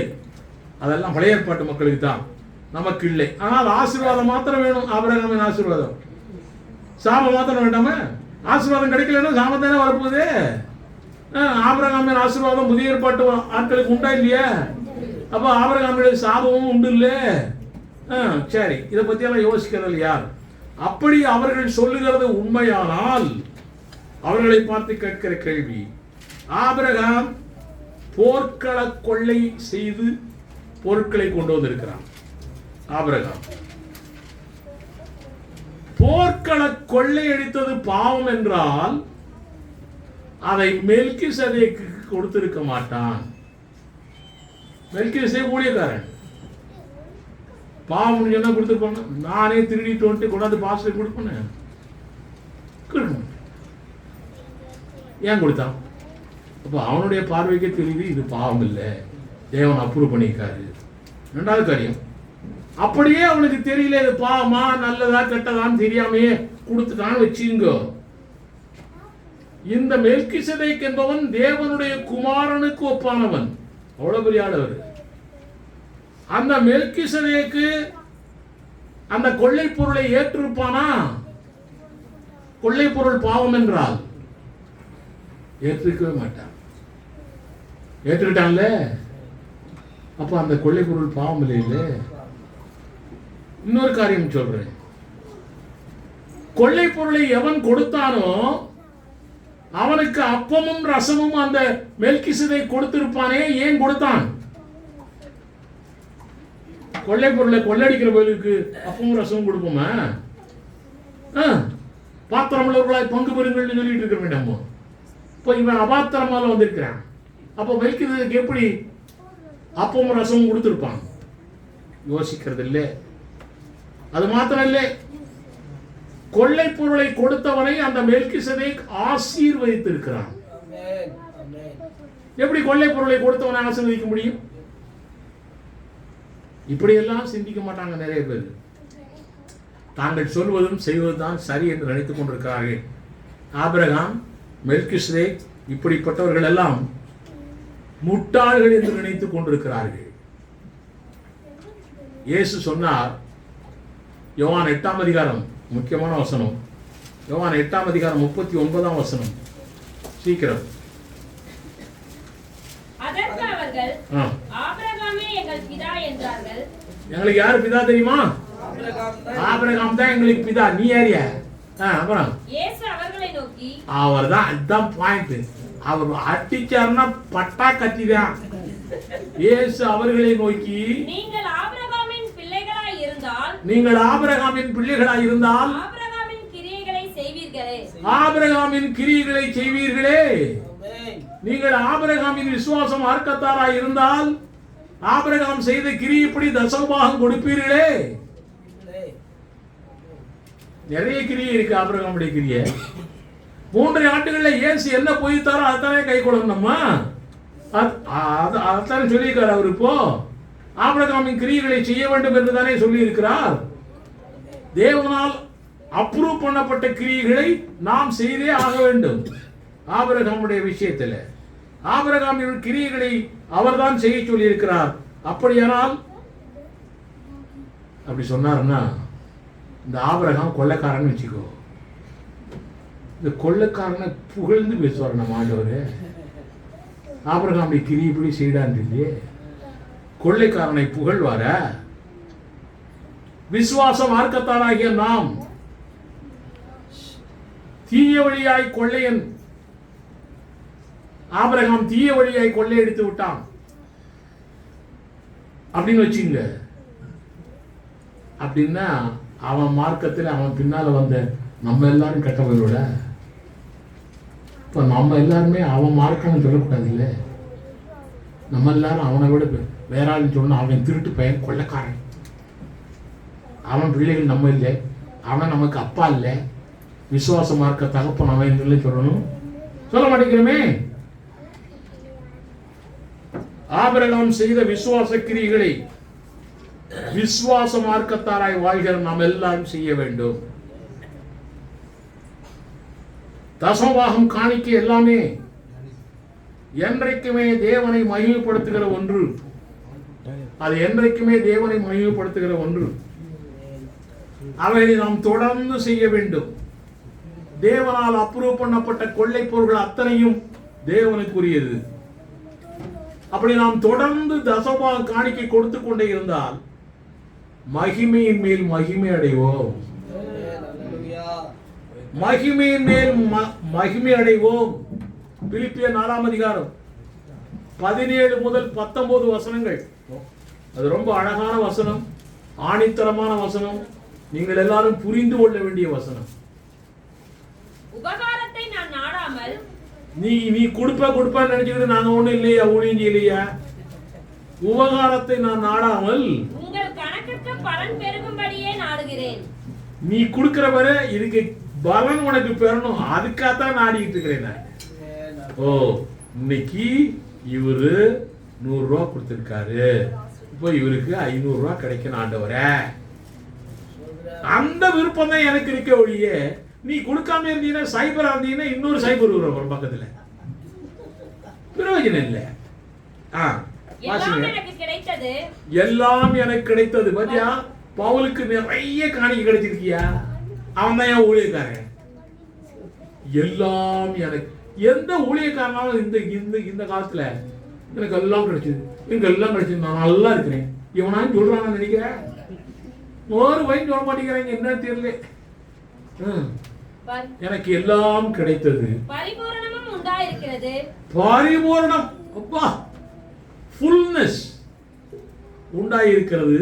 உங்களால் அனுப்பப்பட்டவைகளை சுகந்த வாசனையும், நீங்க தான் கொடுத்திருக்கீங்க, உங்களால் அனுப்பப்பட்டவைகளை சுகந்த வாசனையும் தேவனுக்கு பிரியமான உகந்த பலியுமாக எப்பாப்ராத்துவின் கையில் வரப்பற்றி கொண்டபடியால் நான் ஒரு ஆள் போய் வாங்கிட்டு வந்திருக்கேன். எம்மாவெல்லாம் கிடையாது அப்போல்லாம், ஜிபே போன்பே ஒரு பேயும் கிடையாது அப்போல்லாம். என்ன பேமா, பே இதே இருந்துச்சு. ஒரு ஆள் போய் வாங்கிட்டு வந்திருக்கான் பணத்தை. சரி, என் தேவன் தம்முடைய ஐஸ்வரியத்தின்படி, இதுதான் பாயிண்ட் கடைசியில, என் தேவன் தம்முடைய ஐஸ்வரியத்தின்படி, அவர் ஐஸ்வர்யம் உள்ளவரா இருக்கார்ல, அதான ஸ்டார்டிங்ல சொன்னேன். தம்முடைய ஐஸ்வரியத்தின்படி உங்கள் குறைவை எல்லாம், நீங்கள் குறைவை தான் காணிக்கை கொடுத்திருக்கீங்க, நிறைவுல கொடுக்கல காணிக்கை, அப்படி சொல்லல அவர் இங்க. உங்கள் குறைவுகளை எல்லாம் கிறிஸ்து இயேசுவுக்குள் மகிமையிலே நிறைவாக்குவார், உன்னதமாய் நிறைவாக்குவார். ஹல்லேலூயா. அப்படிப்பட்ட நிறைவு விசுவாசிகளுக்கெல்லாம் உண்டு, வரும், வந்து கொண்டிருக்கிறது. யார் யாருக்கெல்லாம் வந்துட்டு இருக்குது? யாரெல்லாம் மகிமைப்பட்டு கொண்டிருக்கிறீங்க? ரோமர் 8ஆம் அதிகாரத்தில் எழுதியிருக்குது, யாரை முன்குறித்தாரோ அவர்களை அழைத்தும் இருக்கிறார், யாரை அழைத்தாரோ அவர்களை நீதிமான்கள் ஆக்கியிருக்கிறார், யாரை நீதிமான்கள் ஆக்கினாரோ அவர்களை மகிமைப்படுத்தியும் இருக்கிறார். நீதிமான்கள் அங்க இருக்கு. அப்போ நம்மளை எல்லாம் மகிமைப்படுத்தி இருக்காரு. அப்புறம் ஏன் இன்னும் கடன், இன்னும் ஏன் வியாதி, இன்னும் ஏன் டாக்டர்கிட்ட போறேன், ஏதோ குறை இருக்கு, தசமா காணிக்கையில குறை இருக்குது. அதனால நம்ம எல்லாரும் அதுலயும் இந்த மகிமை அடைய வேண்டும், வாழ்க்கையில மகிமை அடையுங்கிறது பெரிய காரியம். உன்னத நிலைக்கு வரணும் வாழ்க்கையில. இது நான் சொல்றேன்னு கோச்சிக்காதீங்க, ரெக்கார்ட் ஆகட்டும், பரவாயில்ல. பெந்தெக்கோஸ்தேக்காரர்கள் மத்தியிலே தான் இந்த உன்னதமான நிலையில 100க்கு 90 பேர் இல்லை. பெந்தெக்கோஸ்தே வட்டாரம் தான் 100க்கு 90% ஏழை என்று சொல்லிக் கொண்டிருக்கிறான். கடன் பிரச்சனை சொல்லிட்டு இருக்கிறான். என்கிட்ட பணம் இல்லை, கஷ்டப்படுறேன்னு சொல்லிட்டு இருக்கிறான். பெந்தெக்கோஸ்தேக்காரன் தான். ஆனா சிஎஸ்ஐ காரனை போய் பாரு, பணக்காரர்களாய் இருக்கிறார்கள். ஆர்சி காரங்களை பாருங்க, பணக்காரர்களாய் இருக்கிறார்கள். லூத்தர் நாட்களை பாரு, பணக்காரர்களாய் இருக்கிறார்கள். சத்தியம் தெரியாத அவர்கள் பணக்காரர்களாய் இருக்கிறார்கள். சத்தியம் தெரிந்து இருக்குது என்று சொல்லுகிற நீ ஏழ்மையிலையும் கடன் பிரச்சனையும் வாழ்ந்து கொண்டிருக்கிறாயே. காரணம் என்ன? அவன் கொடுக்கிறான், பெற்றுக்கொள்கிறான். நீ கொடுக்கிறது இல்லை, பெற்றுக்கொள்றது. அது கொடுக்காம இருக்கிறதுக்கு வழி, கொள்ளை பொருளை கொடுக்க கூடாது அப்படி எல்லாம் கதை விட்டு அடையாது. கொடுக்காம இருக்கிறதுக்கு வழி இது. அப்ப நீ முன்னேறவே மாட்ட, அதே நிலையில தான் இருப்ப. பாரு, எல்லாரும் இன்ஜினியரிங் காலேஜ் கட்டிருக்கான், மெடிக்கல் காலேஜ் கட்டிருக்கான், ஹாஸ்பிட்டல் கட்டிருக்கான், என்னென்னமோ பண்ணிருக்கான். நம்ம ஆளு 1 2 இங்கேயோ பண்ணியிருப்பான், இவர் ஒன்றும் பண்ணல. நம்ம ஆளு ஏன் முன்னேற்றமே இல்லையே? காரணம் என்ன?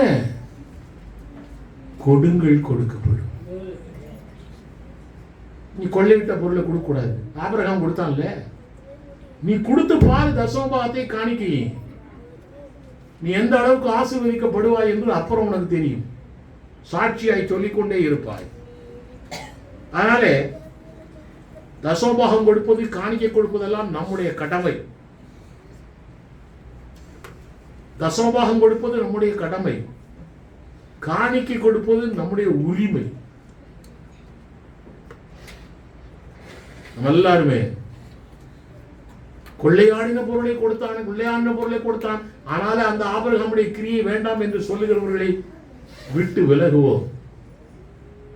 அப்படிப்பட்டவர்கள் பின்னாலே போனால் ஆபிரகாமின் ஆசீர்வாதம் நமக்கு கிடைக்காது. காலம் பயங்கரமாய் இருக்கிறது. இந்த காலத்திலே, இந்த அணுக்கிற காலத்திலே நாம் வளர்ச்சி அடையாவிட்டால் நாம் எப்பொழுது வளர்ச்சி அடைய போகிறோம்? சிந்தியுங்கள், செயல்படுங்கள். கர்த்தர் நல்லவர். கேள்வி நேரம்.